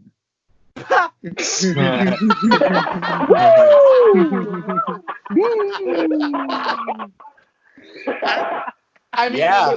when you That put pretty it much that hits way, the nail on the pretty head. much. Yeah, put the I mean, nail when in you the put it that coffin. way, pretty much, yeah. Space Mountain. Yeah. Hey, that's a good ride. Disney World. Those promos were legendary, man. Legendary. Next match. Oh, Finn Balor God. versus Damian Priest. I'll let you start on this, Julian. I got the book of Mike out right now, so I got everyone's Oh, name down. finally. Just so you don't forget my existence. The person that makes your logo, your intros, your outros. I've gotten a bunch of the Moshcast bands we've had on. I even brought up the idea to have T-shirts. I brought up the merch idea. Oh, T-shirt? Yeah, let's plug it again. Yeah, and also, you know what else? I'm pretty much the reason that people watch this show. I'm the reason people watch this show. Ooh, promo. Yep, every time. All right, I'm done. I can't do that anymore. I'm just gonna be perfectly honest. The only reason why people watch this show is because Steep. Yeah. That Of course. ridiculous motherfucker. I want to string you my plug so bad, Mike. What? He wants to strangle you with his plug so bad, Mike. Get your ears need glasses. Sorry. Anyway, what match were we on? Finn Balor and Damian Priest? I don't care. You got. Oh, okay. Wait, what? Damn. Yeah, Bro. I'm sorry. I just cut. cut it out. Edit it. Get rid of that. Get rid of that. I do that one. I'm sorry. I got in my head with that stupid promo I made. I'm not intimidating at all. But yeah. Anyway, I think Finn Balor is gonna win. I think the Prince is gonna go home with a victory. I love Damian Priest, but yeah, this is not. I don't think he has any chance against the Prince. Isn't this his NXT? Isn't this his Takeover debut? I think so. Yeah. No, and also, no, wait. Who? Finn? Damian Priest. Oh, yeah. It is. Okay. Another thing, Damian Priest needs a new finisher. I'm done with him using the Crossroads. He needs a better overdrive. Finisher. Shut your mouth. Same shit. Oh, Evan. Yes. Damian Priest and Damian Priest and Finn Balor. I mean, I'm not like the most excited for it. I think it's kind of it's gonna be a good match. Finn Balor can take anything and make it gold, obviously, but I'm not the most hyped for it. I think it's a weird fucking match. Like Damian Priest is great. And Finn Balor is great, but I don't think maybe they will mesh well together, and I'm just imagining things, but it just feels different. It feels really different. It's going to be a unique. Personally, it's not going to be anything that I'm going to mark out for, but I think it's going to be a solid, entertaining match. Like I said, Finn Balor, he's one of the best of all time, I think, and God bless America. I'm gonna put it like this. What if it was Damian Priest versus the Demon? Will you be interested in that? No, because the Demon would win. What if it was Damian Priest versus Judy Bagwell? Oh that's my God. I am going to strangle you, Evan. I am going to strangle you with every ounce of my body. Well, God, we just started a rivalry on this podcast, me and freaking Evan. Judy Bagwell in Evan's corner. God, it's like Evan versus Muscle Man Malcolm. Vinny. What's up? Muscle Man, you're the best. All kidding aside, to answer Millz' question, the Demon gimmick, I think, has very much run its course, and that's why I've been... No.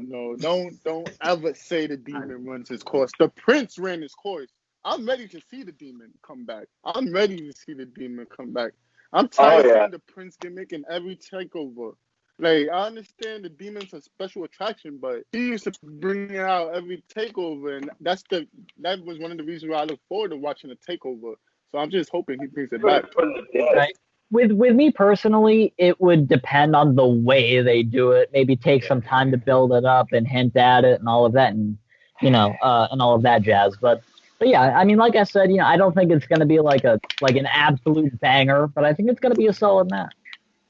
Yeah, Mike. I think so too. Yeah. I think I agree with Evan. I mean, Finn Balor, he is one of the best workers in the business. He makes it look easy.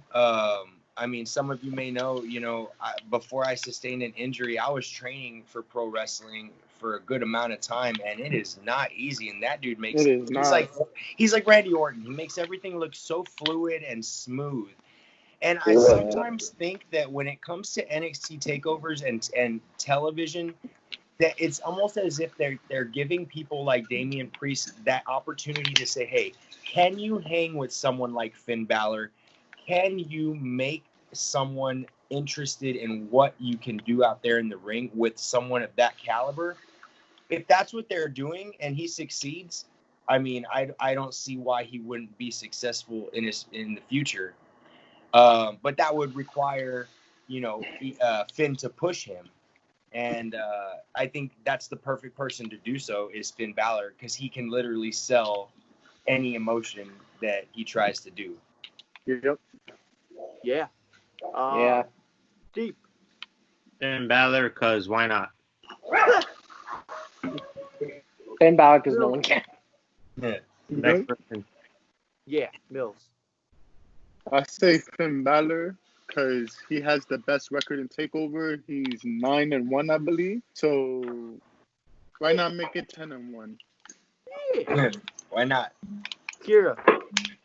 I gotta go Finn Balor as well with this one. I mean, he's a veteran. He's just, in my opinion, the better wrestler, and I think he's gonna get the win on this one. So I agree with everyone else on that. Antwan.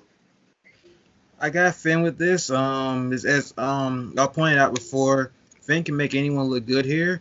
Damian Priest, I say he has a long road ahead of him, but Finn, I feel like he's definitely gonna pull this off, no doubt about it. Unless for something magically else happens. Yeah. Nathan. I honestly think Finn Balor is also going to win. I mean, I have Damian Priest he's pretty good in the ring himself. Like he has the size advantage, though, but he doesn't have the speed advantage and how quick and obviously how kick ass in the ring that Finn Balor can be. And I agree that Damian Priest is a new finisher. Yeah. So my prediction on this one, let's give a fun fact for all the new members. Your boy, right here, Money in the Bank, I was the only one that predicted Otis was going to win the ladder match. So no, you said Aleister Black first. Let's be honest. Mike, You said hold Aleister Black first. Hold up. I thought it was going to be Aleister. So the winner of this match is going to be Damian Priest. Oh my God, you are. Yeah, thank you. I feel like that's the wrong match to say that with. Yeah. You are literally the Fred Durst of this podcast. Yeah. Jesus. Yeah. You are literally turning into the Eva Marie of this podcast, Mike. Oh Man, I've never been the heel of an episode. This is fun. I love being an asshole. Anyway. Next match. Adam Cole versus Velvet Dream. You almost fucked up his name, Mike. I was going to say Vaseline, but that's not his name. Vaseline Dream? Vaseline Dream. My favorite wrestler, the Vaseline Dream, yeah. Vaseline. Again, he's the Eva Marie of this episode. Yeah. That's what we're going to start doing now. We're going to have an Eva Marie of this episode shirt. Oh, God. It's just going to be whoever makes, like, the dumbest points or just, like, thinks wrong. Or is the Judy Bagwell shirt? Shut up about Judy Bagwell. Now, that's a shirt I would buy. Of course you would. I'm just saying, if you guys make a Judy Bagwell t-shirt, shut up and take my fucking money. I'm telling you. Anyway, who was up? Evan was up. Right, yes. Adam Cole versus the Velveteen Dream. Now, the thing is, I love Adam Cole, but he has had the NXT title for a very long time. A year. And I want to say, that I want Velveteen to win, but I feel like the allegations of the Velveteen Dream showing his Velveteen peen to a Velveteen teen may or may not... I think those allegations may or may not maybe fuck with his capabilities of becoming champ. I'm not saying it's impossible, but he, since he allegedly showed his ding dong to an underage person, Allegedly. I don't know if they're gonna care about that or if they're just gonna be like, it never happened or anything like that. They're acting like it never happened. They would have fired him like they did Enzo. Right. Yeah, that's a whole nother situation. I forgot about that. Personally, if Velveteen wins, I'm gonna be a very, very happy lad. If Adam Cole wins, I'm just gonna be like, all right, that's just gonna be it. So yeah, I like to see Velveteen win, but hopefully, nothing hinders him from achieving that title. I think he deserves it, honestly. Yeah. Because he's worked his ass off for a long time. He's amazing. He's definitely. I see him maybe like 20 to 30 years from now being looked at as like one of the greatest of the modern era. He's absolutely phenomenal. So yeah. Imagine how he would look for his Hall of Fame speech. Him being old, old Velveteen Dream. Old Velveteen Dream. I'm going to jump out of the window. I love the fact that he pays homage to a lot of, his, I guess, what he would consider his favorite superstars. He does the Hogan leg drop. I mean, he does a lot of things that are really unique. He wears the Hogan weight belt around his waist. However, he's so new and fresh. He's been around for 3 years. Probably the prettiest man on NXT and makes that poster awesome. And I think that's why he's been the champ for 365 days and more now. And that's understandable. He sells. He's a great look for the company, for that NXT brand. However, I think if anyone's going to upset, the Undisputed Era, Velveteen is someone who, like Evan said, deserves it. He is one hell of an athlete, and he puts every ounce of passion into that character. I believe it when he comes out and speaks. I mean, he is the Velveteen Dream 100% of the time, and it's a very, very refreshing look at wrestling. It's almost like a Gold Dust meets just pure awesome, not Gold Dust. Yeah, it's cool. It's a cool Gold Dust meets Dustin Rhodes. Right. Yeah. Even though it's the same person. Very funny. Julian. Oh, yeah, my opinion on this match. I've been saying this a long time. We need Velveteen Dream as NXT champion at least once before they bring him up to the main roster, because I feel like that it's not going to be very far away for him to be called up to Raw or SmackDown. And I've been saying this for many years. I want a Velveteen Dream Jeff Hardy feud. I need to see that feud. Just because Velveteen Dream, he has all his mind games, him to get into his opponent's head. I feel like that would be perfect for Jeff Hardy, to get the face paint back and that character that he has, so he can get away from this real gimmick. Even though it's a gimmick, I don't even know what the whole Jeff Hardy situation is now. He's a drunk. But yeah, I personally do want Velveteen Dream to win, but I think Adam Cole's going to win because I feel like if they're going to have Adam Cole lose the title to somebody, I'm sorry, I left. But if I don't know who do you guys think would be the perfect person to beat Adam Cole for the title? Because That's one. Yeah, I feel like they're if they want to elevate Karrion Kross, they make him beat someone like Adam Cole. Oh yeah. Honestly, I think Jude. I'm joking. I'm not gonna say. You almost got punched in the face. Virtually. Oh, my opinion, my prediction for this match: Of course, Adam Cole, Yes. baby, Deep, Adam Cole. Boom. I agree. baby. Millz,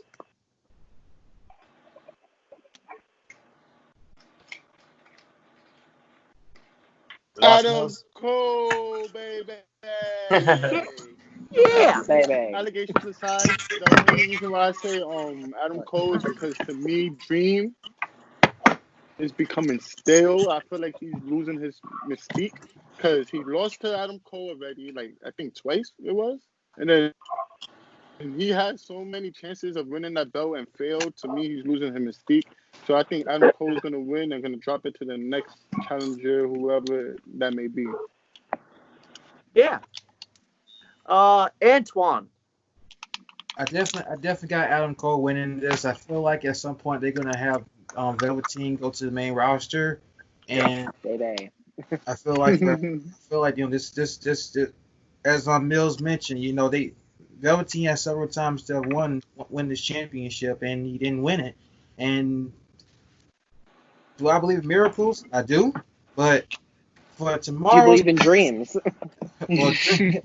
I do believe in dreams, but I just don't believe in the Velveteen Dream becoming NXT champion tomorrow night. So I definitely have Adam Cole winning. yeah, Baby. Keira, I have to go on Velveteen Dream on this one. I think it is a bit more on the tough to call side, but I definitely got to go Velveteen Dream. As long as he's not showing his Velveteen member to any other children, I think he's very well deserving of the championship. He's worked his ass off for a while. I remember him being just like some little kid on Tough Enough, and he's come a very long way from that. Oh yeah. And I think he's super deserving of it. So. I God, remember I hated that show. I'm glad you brought that up. I completely forgot about that. yeah. It wasn't memorable, but Nathan, I have to go with DREAM. Baby. I saw him live, and I saw him face Johnny Gargano. By the way, phenomenal match. I thought that was one of the best matches I've ever saw at that night. I think he's it's very well deserving if Velveteen Dream wins. I mean, like everybody has said in the predictions, he's obviously been working pretty much he's been working and I just think it's very deserving he wins it before he goes up into the main roster. And if he does go up into the main roster, I can only assume that they're going to waste him. yeah. Next match: Keith Lee versus Johnny Gargano. Deep. Ooh. Okay, so I know I'm gonna get hate for this, but I could just never get behind Gargano no matter what, no matter he was heel, face, or whatever he was. And honestly, if Gargano wins, I will drink 6 gallons of petroleum gas on the next podcast. So I am going for Keith. I'm gonna hold you to that. Yeah. Hey, I mean, to be your own. Evan. Personally, this is another thing when I think this is going to be a weird match. Keith Lee is a I think this isn't unsafe to say, a large motherfucker. And he's a huge guy, but he moves like a high flyer, which is beyond impressive. He's a big guy, but he's a big chunky guy, but he does flippy shit. That's massively impressive. And personally, I don't know what drugs Steve may or may not be on, but Johnny Gargano is amazing. Johnny is amazing, and I think this is going to be a weird match. Personally, I feel like it's going to be a combination of Johnny Gargano doing the best he possibly can to get some offense against Keith, but Keith is going to toss him around like a rag doll and do a bunch of flips all over the place.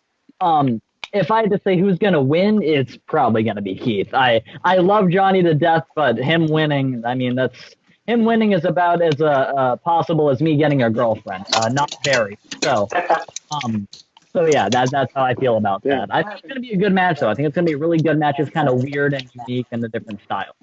To me, Johnny is like that annoying cockroach that you thought you killed, but it just keeps on crawling back up again, and it just pisses you off.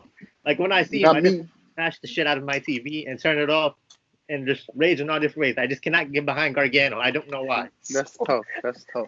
I love how you, Nathan. Yes, Nathan, you're raising your hand so nicely. Yeah, that's what I usually do because I don't want to be like rude or anything. But anyways, beside that, I feel like Keith Lee would win because I mean, like what I said, he is Bam Bam Bigelow basically. Yeah. God rest his soul. He's obviously like you said before, he's a large motherfucker. He's a big man, but he can run, but he can just jump off like a cruiserweight, and he just tosses people like this a bunch of like a pack of potatoes, which I wouldn't be surprised if he won. And don't get me wrong, I absolutely love Johnny Gargano. He's a phenomenal wrestler. One of the best in the business, in my opinion, but I feel like Keith Lee will just tower over him and just kill him in the ring. Yeah, I got Keith Lee for this one too. James,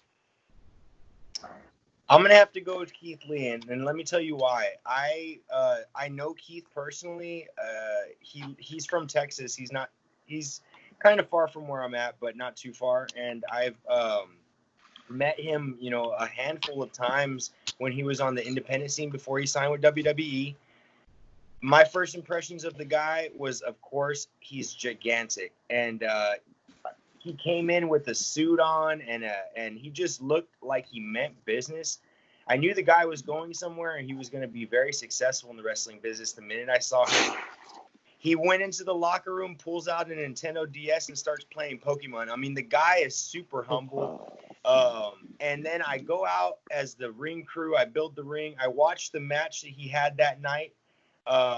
And he does a freaking front flip over the top rope, just like Evan said. And I'm like, whoa, this he presents himself well. He's great on the mic. He is an excellent athlete. He has the size. He has the strength.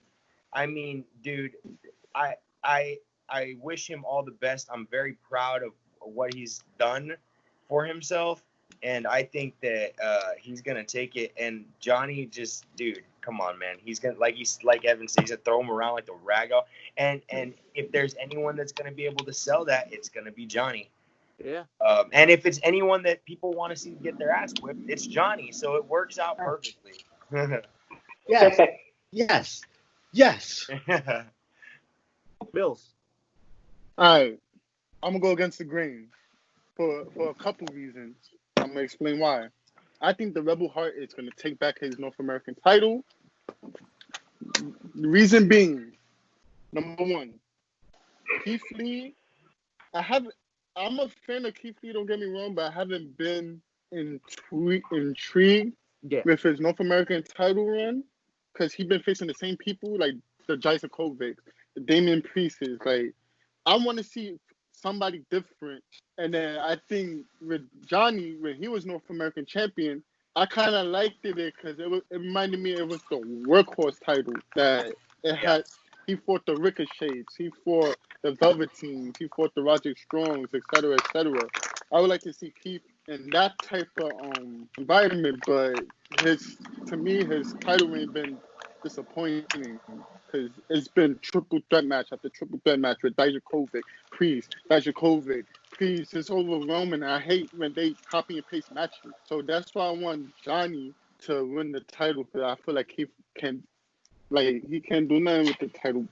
So I'm like, I want Johnny to take it back because that's just Johnny. I've been a Johnny fan since day one, since he came in NXT, and he's Johnny Takeover. Yeah. He says what he says he is. He always delivers. In every match he had in Takeover, y'all could say he's gonna get flipped around. Y'all could say this, y'all could say that. He delivers in every Takeover match he has with the Finn Balor's, with the choppers. So y'all can make jokes about Johnny wrestling this, Johnny failure. He delivers in his matches, and he's a good seller. He's a good worker in general, and he's gonna take back his North American title. Yeah. Julian. Well, as I sit here and I eat my Dunkaroos, I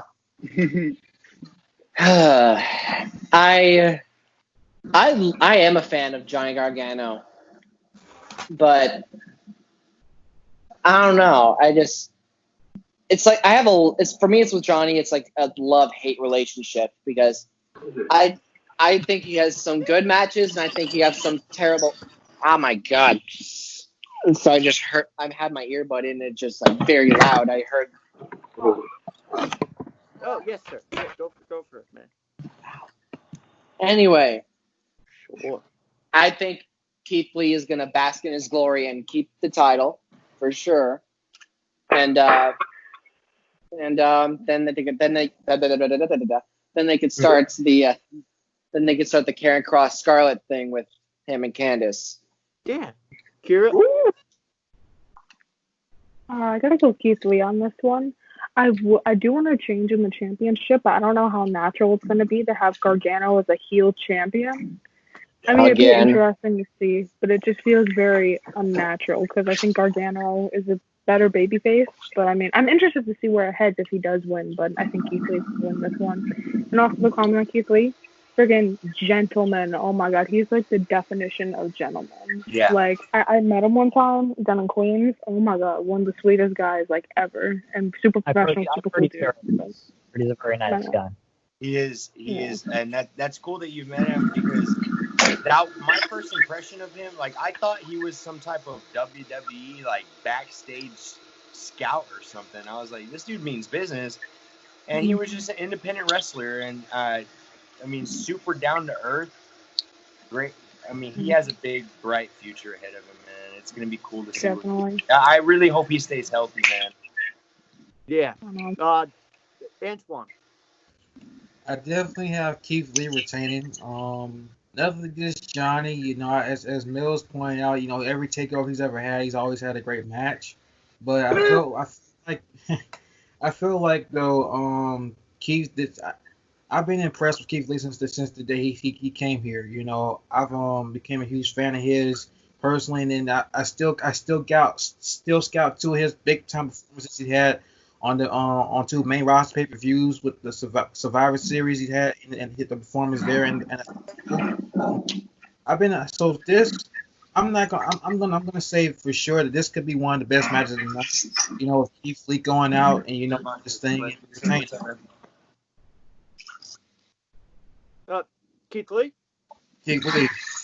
We got one more match. We got Mia Yim, Shotzi Blackheart, and Tegan Knox versus Candice LeRae, Dakota Kai, and Raquel Gonzalez.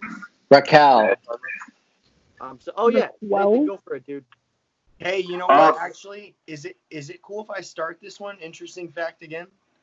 Raquel Gonzalez is actually from Corpus Christi, Texas, where I'm from. I was about to say that. I was actually about to say that. I was about to ask, does she live around your area?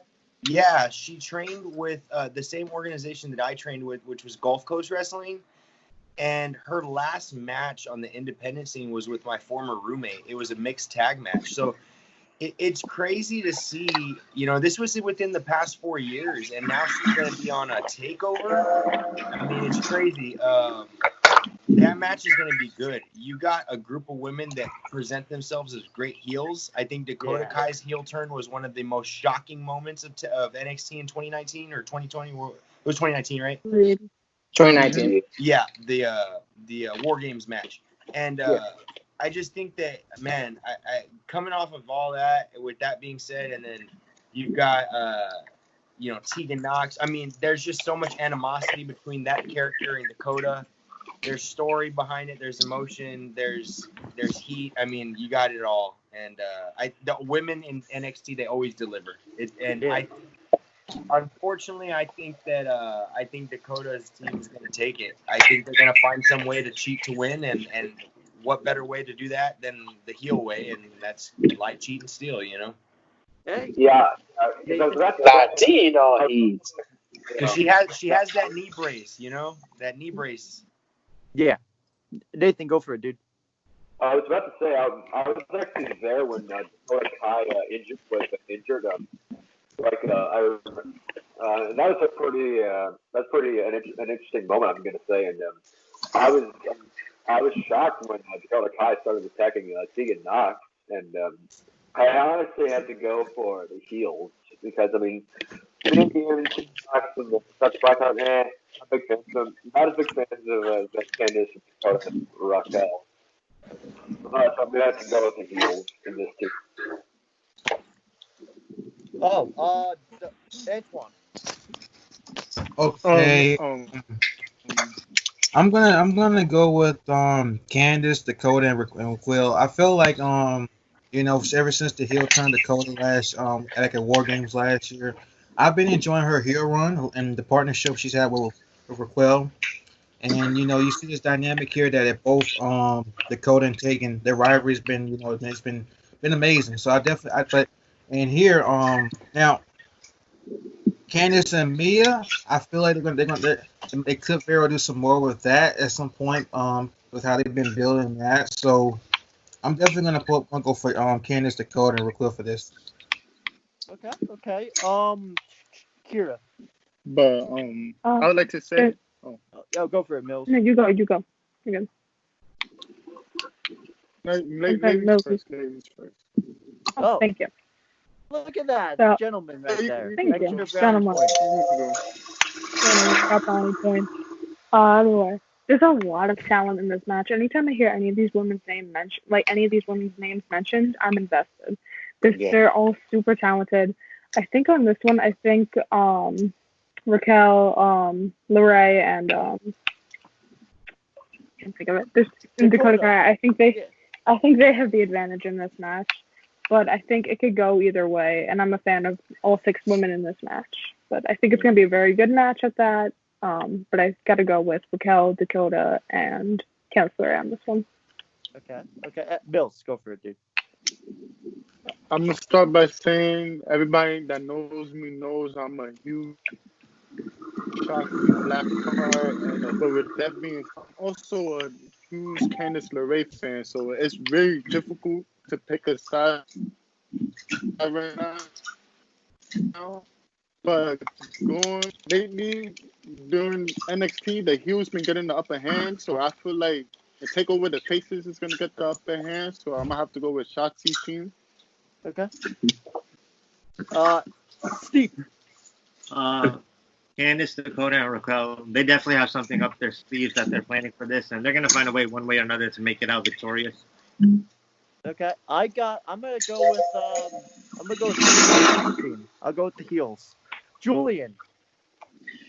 For me, I gotta tell you, Shotzi Blackheart is currently one of my favorite NXT superstars. Her and Io Shirai. Yeah. So for that reason alone, like I'm going with Shotzi Blackheart and Mia Yim and Tegan Knox because I just like Shotzi Blackheart. She's an amazing competitor. I've been a huge fan of her like before she came to like WWE and NXT. It was like when I found out she got signed, I was like, finally they got some good talent. So I'm going with Team Shotzi. Okay. Last but not least, Evan. Personally, I just gotta say this about the entirety of the NXT women's division. I don't know what it is, but what I love the most about the NXT women's division is in every single match, they come up with the coolest spots I've ever fucking seen. They always come up with the most creative stuff. And the match between Tegan Knox and Dakota. What's your name? Yes, the match between Tegan Knox and Dakota Kai at the last takeover is one of the best matches I've ever seen. So I think for that reason alone, because those two 100% won me over in that match. Because personally, I only watch the takeovers. I don't watch the weekly shows. Understandable.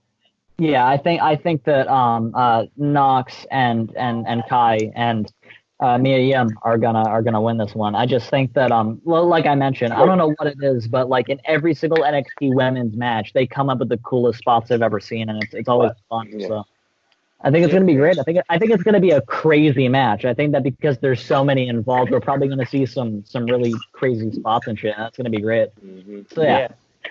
Yeah.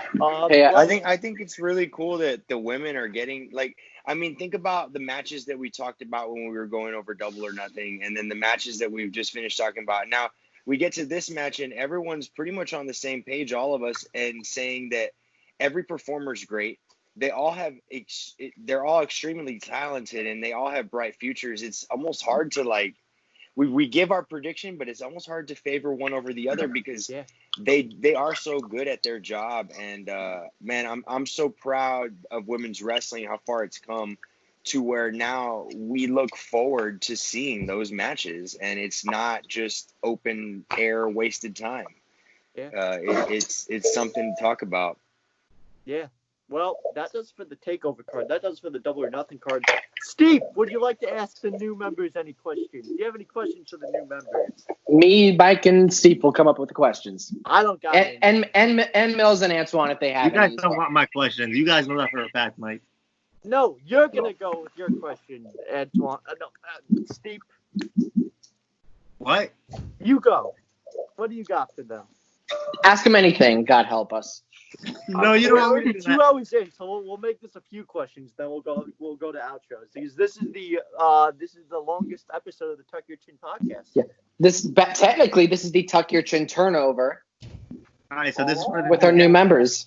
Yes. Oh, so what made you guys get into wrestling as fans?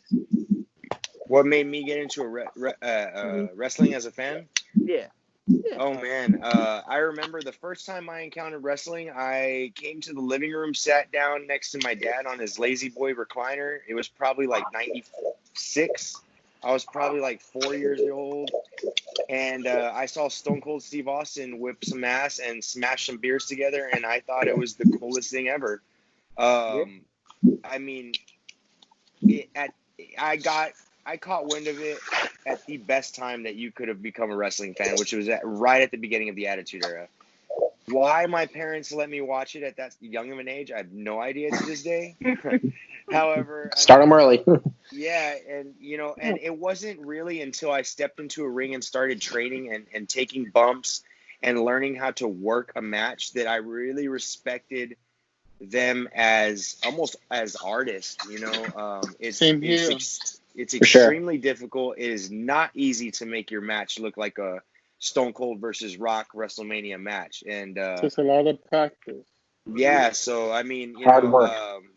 I love it. It's a show that I've been watching since I was a child, and some of the major icons in my life are professional wrestlers.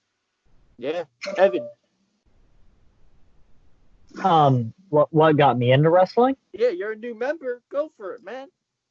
Well, Jesus. I want to say I got into wrestling around 2008 or maybe 2009. Same. I don't remember what exactly the first wrestling match I ever saw was. Don't call me right now. I'm busy. Sorry.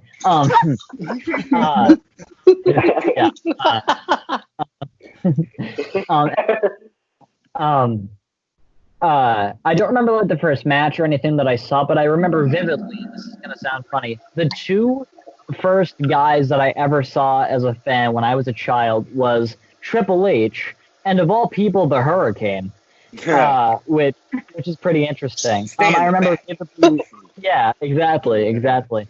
And what I've grown to love the most about wrestling is that it is an industry built around people putting their physical well-beings on the line for the sake of entertaining other people. And I respect any human being who does that. There's a big reason why I have a undying respect for the Jackass crew, because those guys have sustained multiple injuries just for making people laugh and entertaining people. And I love that more than anything, and I respect the hell out of that. So yeah, with me, I love wrestling because there's so many different kinds of it. There's Japanese, there's Mexican, there's American, there's British. There's so many different kinds of styles of wrestling. It's incredibly diverse. And what I love the most about wrestling, I think, above all, is that it literally changes constantly.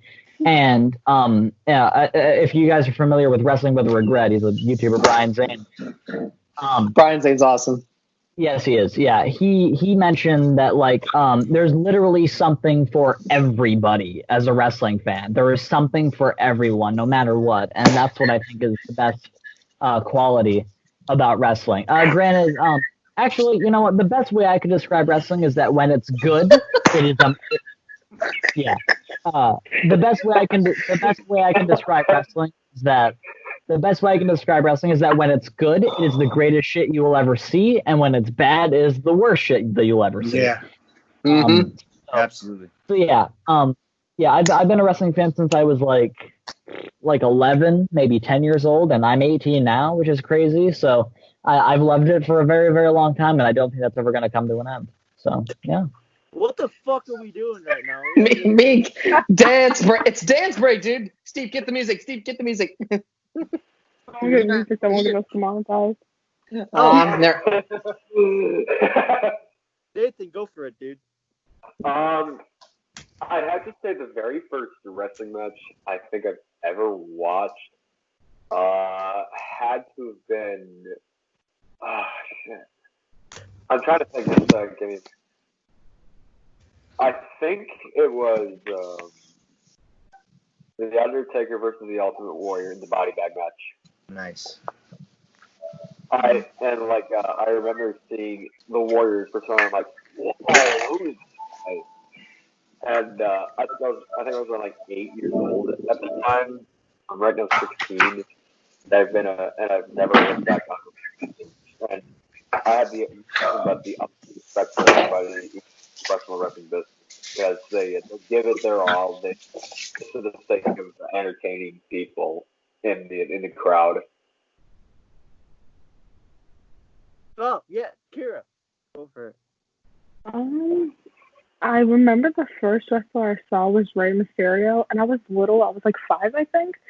So I don't exactly remember the exact moment, but I think it was just the fact that Rey, he has very colorful gear and he had a cross on it, and I grew up and I still am Christian, so I think the cross kind of attracted me to it when I was younger too, and just all the flips because he's an acrobatic dude and he's amazing. He's phenomenal in the ring, and I think that's kind of what got me into it. And it was difficult, I think, because I was born into the PG era, so it's kind of hard to find good wrestling. I want to say this maybe around 2012, 2013, so it was kind of not exactly the best time wrestling-wise, but I remember the first person I saw was Rey Mysterio, and I kind of became a John Cena mark after that for 4 years. But as I was childish, but yeah, I think that was the first time I got into it. Go for it. I was born in 03, so I was born in during the ruthless aggression era, which was, I think, one of the more better eras of the wrestling business. Okay. Because they had some of the best characters in the business at that time, in my opinion. They had Cena, they had Evolution. Mysterio, the Hardys. Oh yeah, can't forget about Evolution. And Eddie. Me, I just feel that Otis was that's just my opinion. My question. Now this is gonna be good. It's not a bad one, Julian. This is actually good. So, what does it mean to be on the Tuck Your Chin podcast, Evan?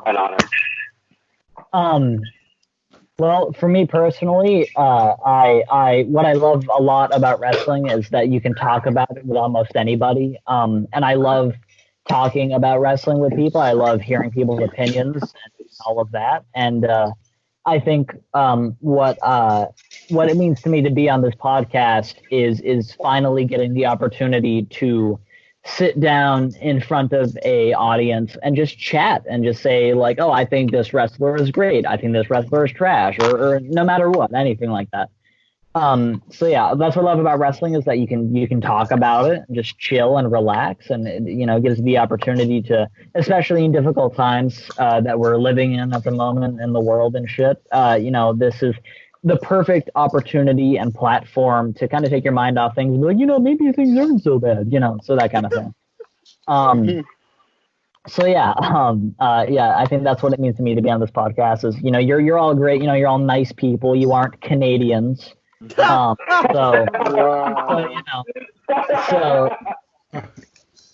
Wow. so all kidding aside, it's nice to sit down with people that are great and just chat about wrestling. Nathan, as a person that was on the podcast a few times before, go for it, man. Well, it's wonderful to be back and to be an official member of it. Yeah. And it's honestly one of the best things about being in a professional wrestling community is that you can talk with other people that who are huge marks in professional wrestling itself, who like say like, oh, this era was great, oh, this era was not so good, or like tell some of their best matches. Like for example, one of my personal favorites is the British Bulldog against Bret Hart at SummerSlam, Wembley '92. One of my personal favorite matches. And The Rock and Hulk Hogan in Toronto, Ontario. I think that was one of the best matches of that era in the wrestling business. And I think it's just great connecting with people who have the same taste of like the sports, and you all are obviously wonderful people. And I think that's all I got. Yeah. James. Hey, I mean, honestly, the one thing that I have always loved about this business, especially, again, when I started working as part of a ring crew, was just the respect that everyone has for each other, because we all have the same interest. We all want to vicariously live through these characters that we watch on TV and escape from reality, like Evan said. I don't think I've ever met anyone in the pro wrestling world, community, whatever you want to call it. I don't think I've ever met anyone that I dislike. And I all of my best friends in life. I mean, I'm 10 years out of high school, and all of the best friends that I still talk to, I met because of wrestling, because we just had that one common bond. And it allowed me to not only be extremely open-minded to anyone in every walk of life, but it allowed me, like I went to WrestleMania 32 in Dallas, and I met people from Canada, Spain, Italy, France. I mean, it was just amazing. So to be here and to be able to put my voice in the community of professional wrestling in any type of way, it means a lot, because wrestling has given me so much, and just to give back to anyone and any part of the business, that makes me feel great. And I appreciate you guys welcoming me into the podcast. I appreciate it a lot. No problem, man. No problem. Keira. Let's see. Wait, what was the question? Oh, what this means to me? It's really important because, like, I don't know anyone in my personal life who's into wrestling. It's not really common in my area. Like, I live in a very small area. No one's really into it. So it's nice to have people like you and just, like, a community that loves wrestling and loves to talk about it. And I'm super happy that I can come on here and we can have a platform where we can just all talk about it. And not only wrestling, but, like, even personal stuff, too. Like, we can all just become, like, really good and, like, really personal with each other because of wrestling. Like, again, I really only have a couple people in my life that like love wrestling just as much as I do. So it's cool to have a community that love it, just a complete diehard fans, and even at that, like casual fans too. It's nice to have just a complete community where there's tons of fans who love watching the same thing you do, and you can all talk about it and become great friends with each other because of it. So. Yeah. Oh yeah. Antwan, Millz, and Antwan and Millz. If you got a question, and Julian, if you all get one, or if they want to answer the question as well, if they want to. Like, we should all go around and tell like what Tuck Your Chin means to all of us. This is gonna be a 3-hour episode, and that's not gonna be happy. YouTube's not gonna be happy at me. YouTube. Why? It's gonna take like 20 years to get that. But yeah, I guess I can really talk about this question.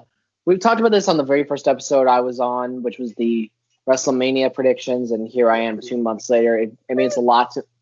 Thank you, Mike, for making that happen. But Yeah, it definitely means a lot to me because, I sort of fell out of wrestling for about 2 years. And then I started somehow getting back into it like earlier this year, and then little Mikey boy comes around and he tells me about this podcast. It's like, hey, yeah, I got all my friends on there. They were wondering if you wanted to be on. And so it just went from there. It went from being a guest to being a co-host. So it's just full circle. Now I'm pretty much in charge of a lot of stuff with the podcast, which is awesome.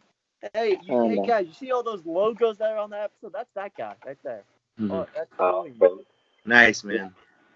Yeah. So even though I forget him for every prediction, he's still of course. I'm still here in hearts. Yeah, not for me, for all the fans, just for the fans. Yeah.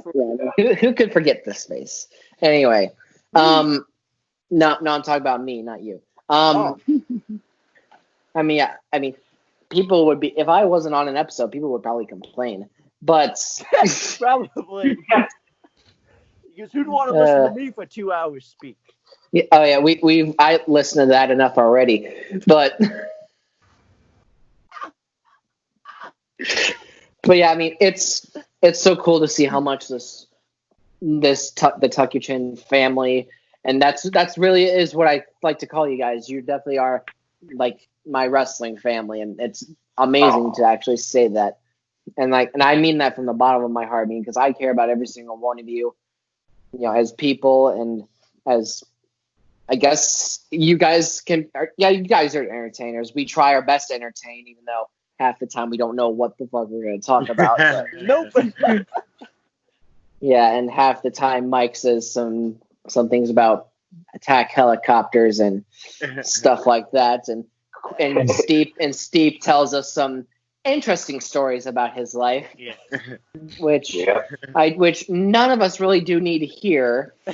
But after we get off of this, well, actually, nope, not even. We won't even let you entertain. We won't even entertain him. See, Evan, my man down there, he's just comedy. He's a special person, man. All of y'all are special.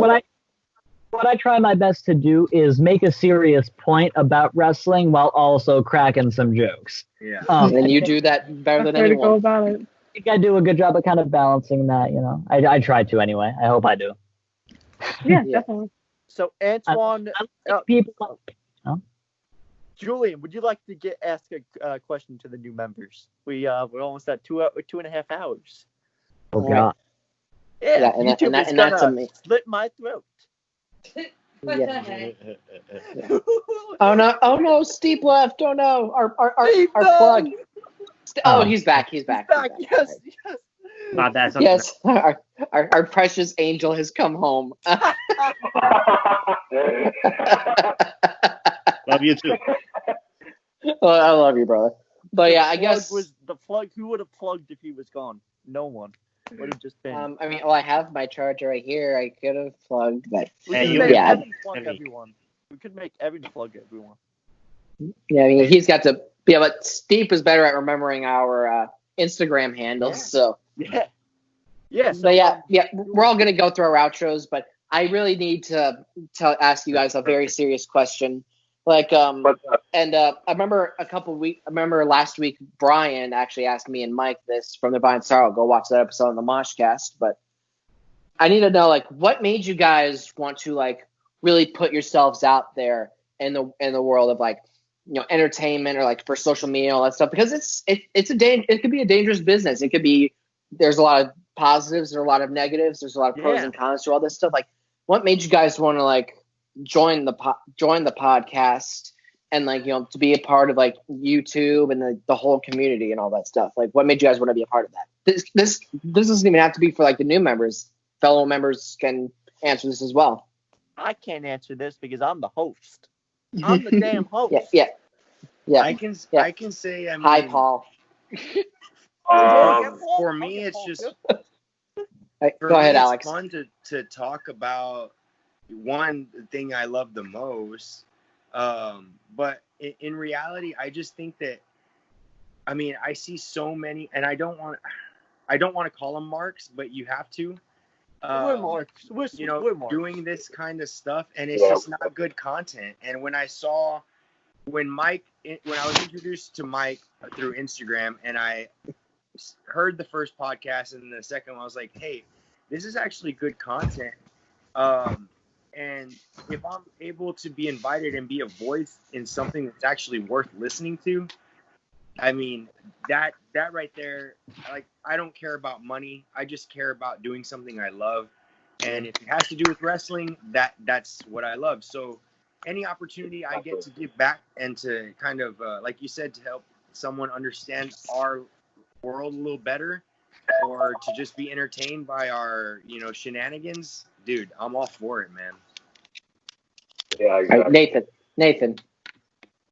I'd have to say, basically what James just said, I don't care about the money, basically. I just care about, doing what I love to do. And that's basically talk about either music or wrestling itself. I could talk basically for hours and hours and hours, maybe even years, about the subject of professional wrestling or even music itself.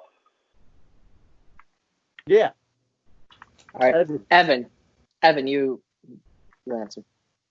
With me personally, it's kind of a combination of a few different things, but I think what motivated me the most to kind of put myself out there and stuff is mainly as kind of a coping mechanism. I've gone through some shit. I've gone through some things that have that are bad, but I'm grateful that I've gone through those kind of things, because going through negative things helps form you into a better person.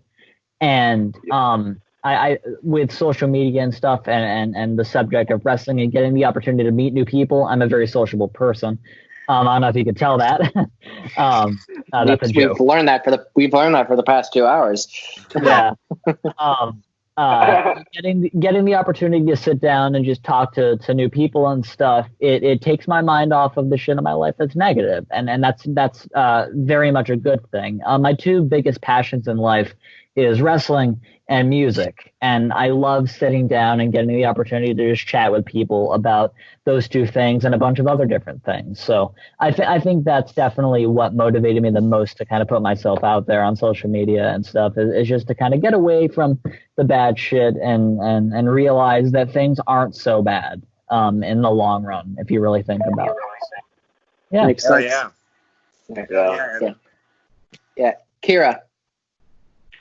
So like I mentioned earlier, it's nice to have a platform to just talk with people about my passion when I'm older. Of course, like, I want to go to school and such, but after going to school, I want to train to become a wrestler. I want to work on the independents. I want to do all that sort of stuff. So to be able to talk and gain knowledge from so many other people on a platform like this, on a podcast, it means a lot. And it's super cool to be involved in this. Especially when I was younger, I always dreamed of having like a YouTube channel or having a show or having a podcast or something like that when I was younger. And it's still like the ideas always seem super cool to me. So just to be able to have a platform like this and talk about wrestling, it's awesome.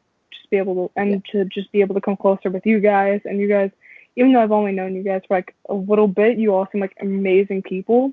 So I'm happy you guys are around. All right, Steve, what about you? This is going to be good.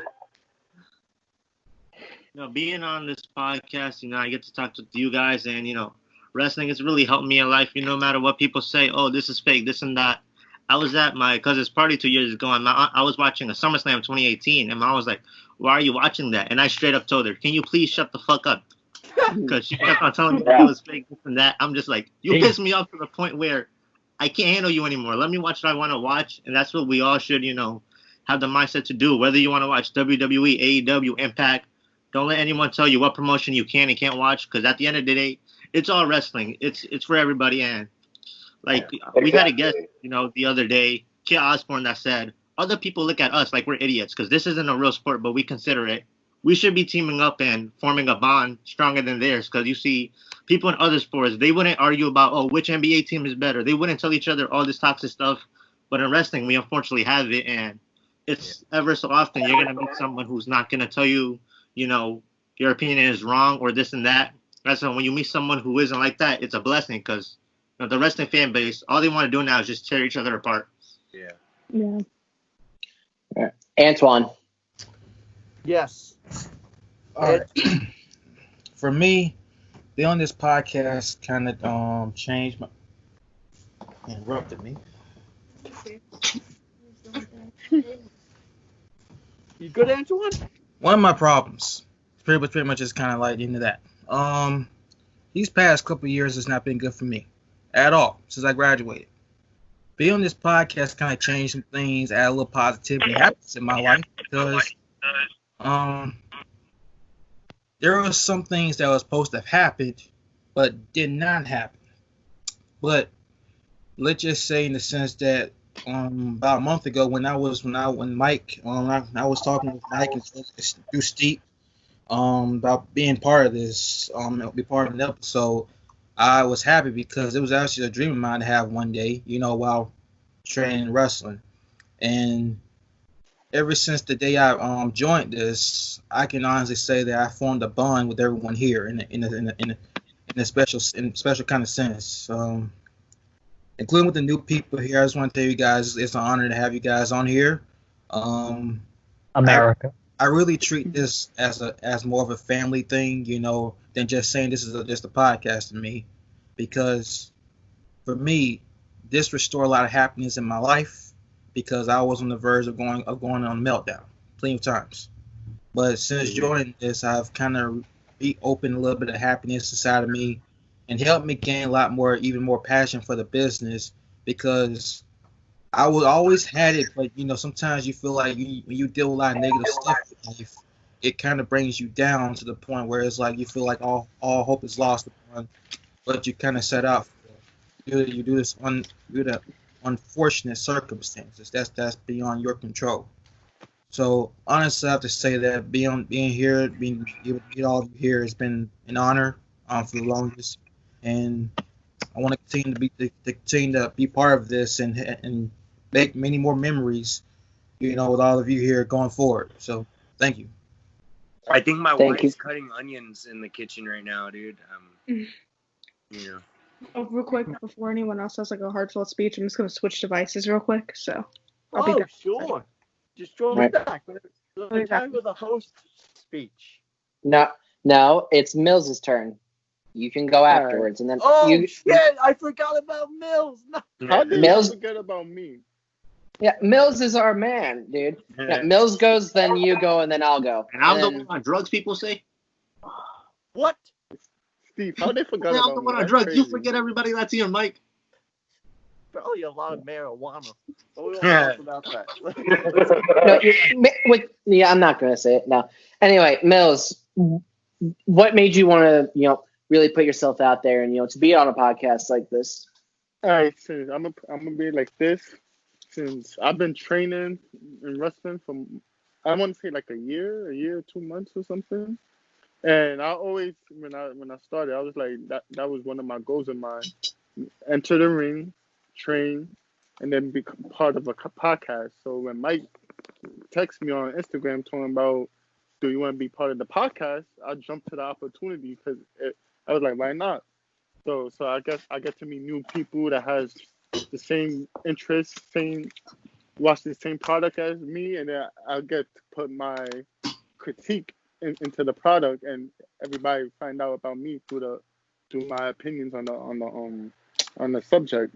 So it's always been a pleasure doing the podcast with y'all. We had so much fun with the past couple episodes I've been on, and I appreciate the opportunity of joining, and I'd like to thank y'all.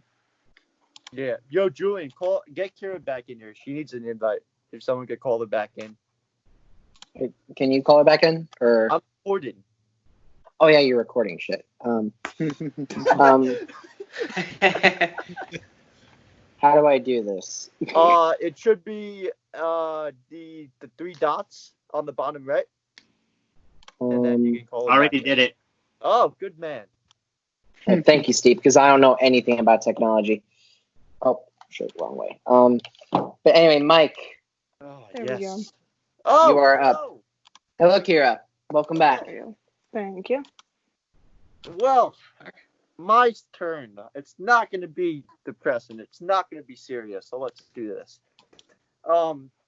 a long time ago in a galaxy far, far away, I was touched by Johnny Depp, and he was like, "You know what? You need to start a podcast." And I was like, idiot. You're You're an idiot. you are a true dork, dude. Wow. I had two premonitions. Johnny Depp was playing in a rock band. That's Hollywood number one. Vampires. I don't know what that is, but sure. And That's then, his band. And then I it think was Joe like, Perry's in the band as well. Yeah, Johnny Depp, Joe Perry, and Alice Cooper. Yeah. Anyway, Mike, Yes, continue story. running your mouth. And then I talked to my co-founder of this podcast. You all know him. Judy Bagwell. Oh, Well, she was the owner. She gave us money to do this.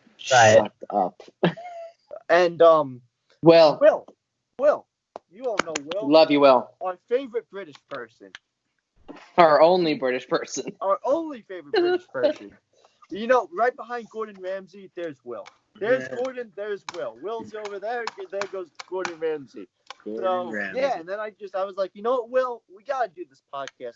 We came so far. We started from doing a fucking Snapchat filter for every guest to our man right there, Julian, making logos and all that fun stuff.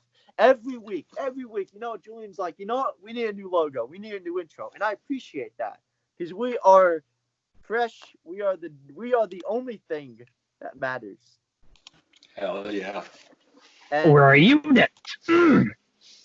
yes, flex the guns. Yeah. All right. And I guess for me, you know, I've gone through a lot in my life, you know, especially with like 2019, like a lot of things have happened. Like my mother moved out of the States and all that stuff. And, you know, I started my first job. So yeah, I had a lot of stuff happening. And like I said before, like I was falling out of wrestling very quick. But thanks to, you know, Mike and Steve and Deez and all those guys and all you guys, it's just I fell in love with wrestling again because of this podcast, and it gives me something to look forward to.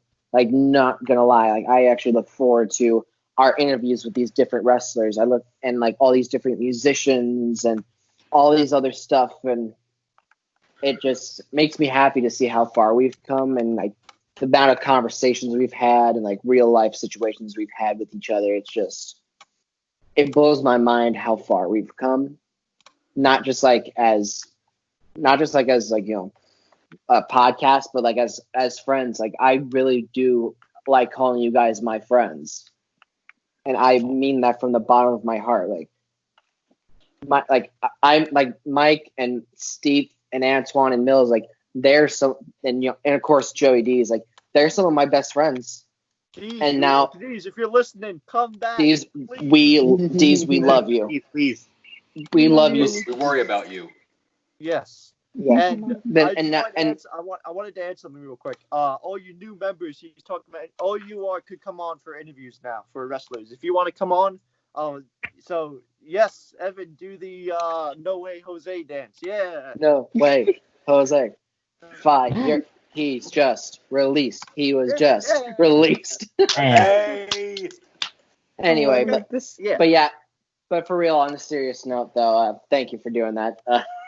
Because it was getting a little too like emotional, but yeah, like, but I mean it for real. Like y'all are my friends, and I appreciate that, and the fact that we got new blood with us, we got new people. We got new people, you know. And I've known I knew Evan for like about a month, and you know, of course, some stuff happened where I was upset and like things got out of proportion. And I committed tax fraud, and I gave and then and then I gave a 90-year-old woman a Canadian destroyer. It happened. We've moved on from that. Everything's fine now. But yeah, me, Evan's one of my good friends now, and like, and you know, Keira, of course, she's helped with this podcast tremendously. Like the fact that she got us on all these different platforms is awesome. And you know, one more person we got to shout out, the big man, not the guy, not up there, not Santa Claus. Jesus? Yep. No, not Jesus either. No. Who is it? Mr. Schiff. Your father? Yeah, then. Oh, Your yeah. father. Yeah. Cheap But yeah, love. like cheap love for real. But anyway, yeah. But yeah, Mike, you and Will started this, and it's become something absolutely incredible. I really do wish Will was here, and Will, I'm sure he'll definitely be watching this. I love you, like Will, we all love you, man. If you are still watching, please let me know, because I don't think anyone would want to sit through 2 hours and 40 minutes of this podcast. Yeah, the first hour is just about AEW, which God help us all. And Judy Bagwell. But yeah, Oh, and Judy yeah. Bagwell, of course. But yeah, it's awesome, you know. And Mike Tyson. And Mike Tyson. Yeah.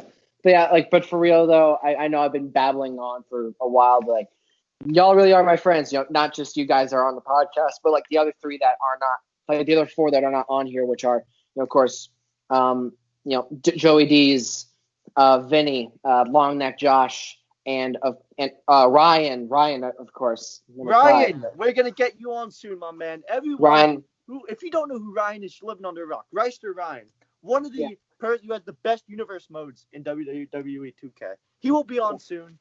Of course. I think I have the best universe mode, but that's You're just gonna me. have to tell.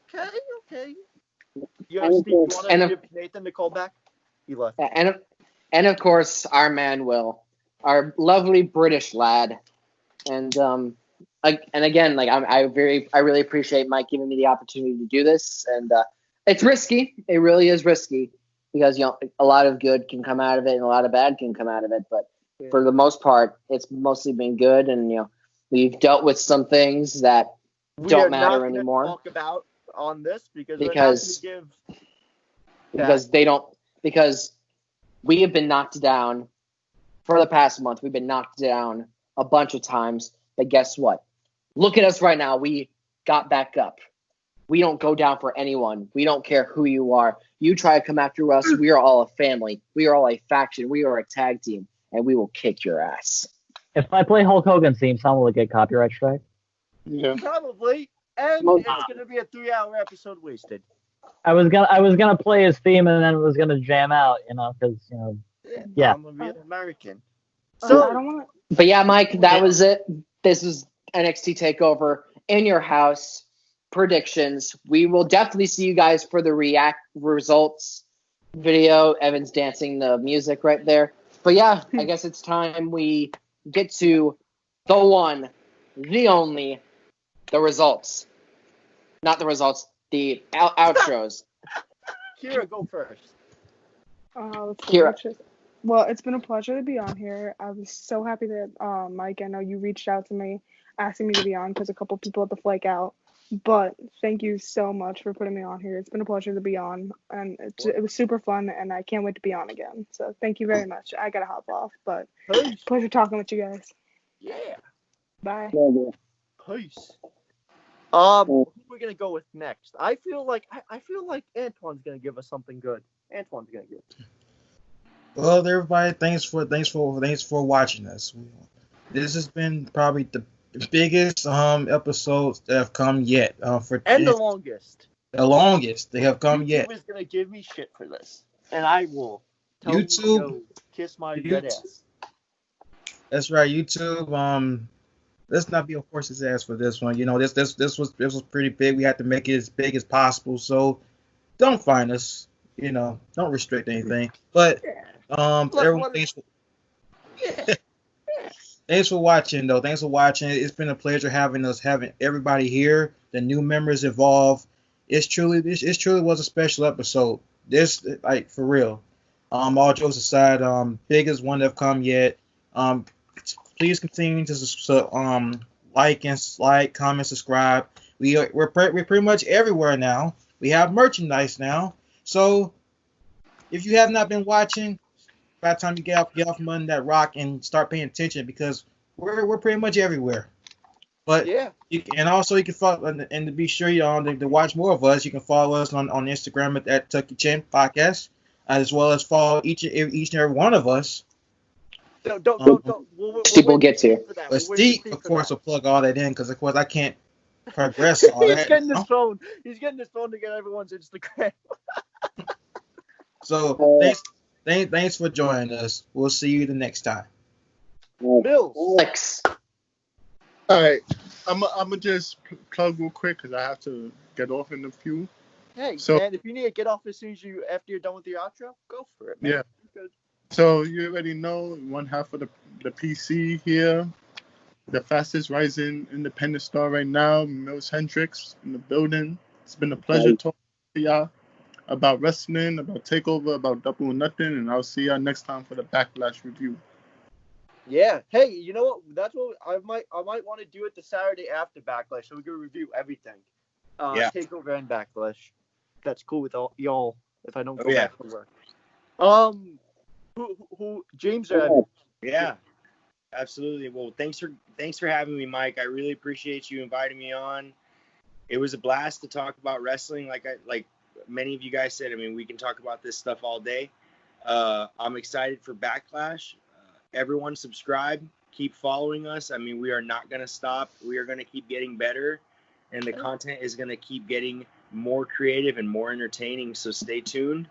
Follow us on Apple Podcasts, Spotify. I mean, like we said earlier, we're everywhere. We're taking over, and we're going to keep on keeping on, man. We're not going to let anything stop us. Yeah. And buy our merch. I just embarrassed myself. What All right, wait, guys. wait, I- what happened? What happened? I just realized I've been calling James Alex for like the past I heard 25 that. I minutes. didn't want to say anything until I thought like you said. This is James. our first time talking. Cut me some I thought you were like slack. your dog or something whenever you said Alex. Evan, you go. All right. Of course, I have been Evan. You have all been amazing. It's been a blast to be here. You know, as always, it's always nice to sit down and chat. This is my second time ever being here, and it was great. It was absolutely amazing. You all can, of course, follow me on Instagram at Ronald Van Donald. Of course, Steve will get that, of course. I am a real American. Wash your hands. Wash your ding dong. Be safe out there. Inhale oxygen. We do be living in a society though. And that's about it. Yeah. Julian. Oh, wow. All right. So I also forgot to mention Aaron, of course. Oh, Aaron's. We can't forget the crackhead. She's she's probably the funniest person on this podcast aside from you, Evan. And Steve. Yeah. All three. We have three very funny people on this podcast. But yeah, again, thank y'all so much for watching this episode. This has probably been my favorite episode because we got to have fun, share a few laughs, and talk about some real life stuff. And it's not very often we usually get to do that. You know that, Mike? Didn't you know that, Mike? We never usually talk about stuff like that, and that makes me happy. Yeah, and that makes me happy. You know, now again, see how far this podcast has become. It's been awesome, and yeah, thank you all for watching. My dad is sleeping, so I'm not going to do my outro, but yeah, but yeah, thank you very much. Have a good night. Enjoy NXT in your house. And now, ladies and gentlemen, boys and girls, children of every single age, tonight on the Tuck Your Chin podcast, we proudly present to you the biggest and sickest man in all of the universe, the Plug Man. The Plug Man. Steep Stone. Yeah, you know what it is. The Tuck Your Chin podcast, the fastest rising podcast in all sports entertainment, professional wrestling. Follow us on Instagram at Tuck Your Chin podcast. Follow us on Twitter at Your Talk. Also, follow each and every one of the members you saw on here. At James, you know my man James M316 on Instagram. Keira at Keira Lacursi. I'm sorry if I butchered that. The Prodigy, Mike Hendricks at Real Mike Hendricks. Also, this fucking goofball right here, Evan, also Ronald _Van _Donald, and also Heavy Metal Joker _HOH. You know how to Fell Pit Crew?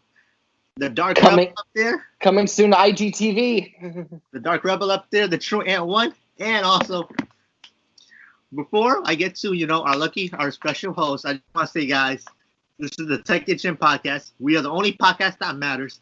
And also, if you made it this far into the video, I want you to comment and spam Julian's DMs with Judy Bagwell over and over and over again until you can't comment anymore. Do not do that to me. Do not do that to me. Yeah. Judy Bagwell. Yes, sir. On a forklift. Also, man, Nate at Yeah. Michigan Metalhead _ 2003. And now we are at the wonderful host, the person who started all of this, the man with the plan can go fuck himself. At Mike.Shift and Mike Shift Spam. Follow it, no matter what Julian or anyone says. It's the best account everywhere. No, don't follow. Coming soon. Also a shirt coming soon. Yep, we got Which is Hey, oh, you got to plug it, Steve. We got merchandise coming soon. You better buy this merch because this merch is out for a limited time only. So you better buy it. For now. For now. Yeah. For now. Coming soon. We are actually going to have a plug shirt coming. That is actually going to be in the works. Yep. We're on Spotify, SoundCloud, Apple Podcasts, and YouTube. You can find us on all major streaming platforms. Now I'm going to let the host take it away, Mike. You got this. Well, guys. Follow us on MySpace. and Tinder. Who knows? Yeah, I'm on Tinder now. Swipe right on me, you lucky ladies. Well, boys and girls, and attack helicopters, because I don't know what you're gonna do. As you heard, Tuck Your Chin merch. You're gonna see a post coming very soon. All of these guys are gonna get a shirt. We're gonna be doing a huge post with all of us with the shirts on. It's gonna be limited time, probably for only 3 weeks. The shirt, and then we're gonna get it on a site with a bunch of shirts that are for ever and ever. Pro wrestling teams, maybe. Nah, I'll tell you after. Yeah. I'll tell you the whole situation. I'll tell all of y'all. And please buy it, guys. Support the Tuck Your Chin podcast.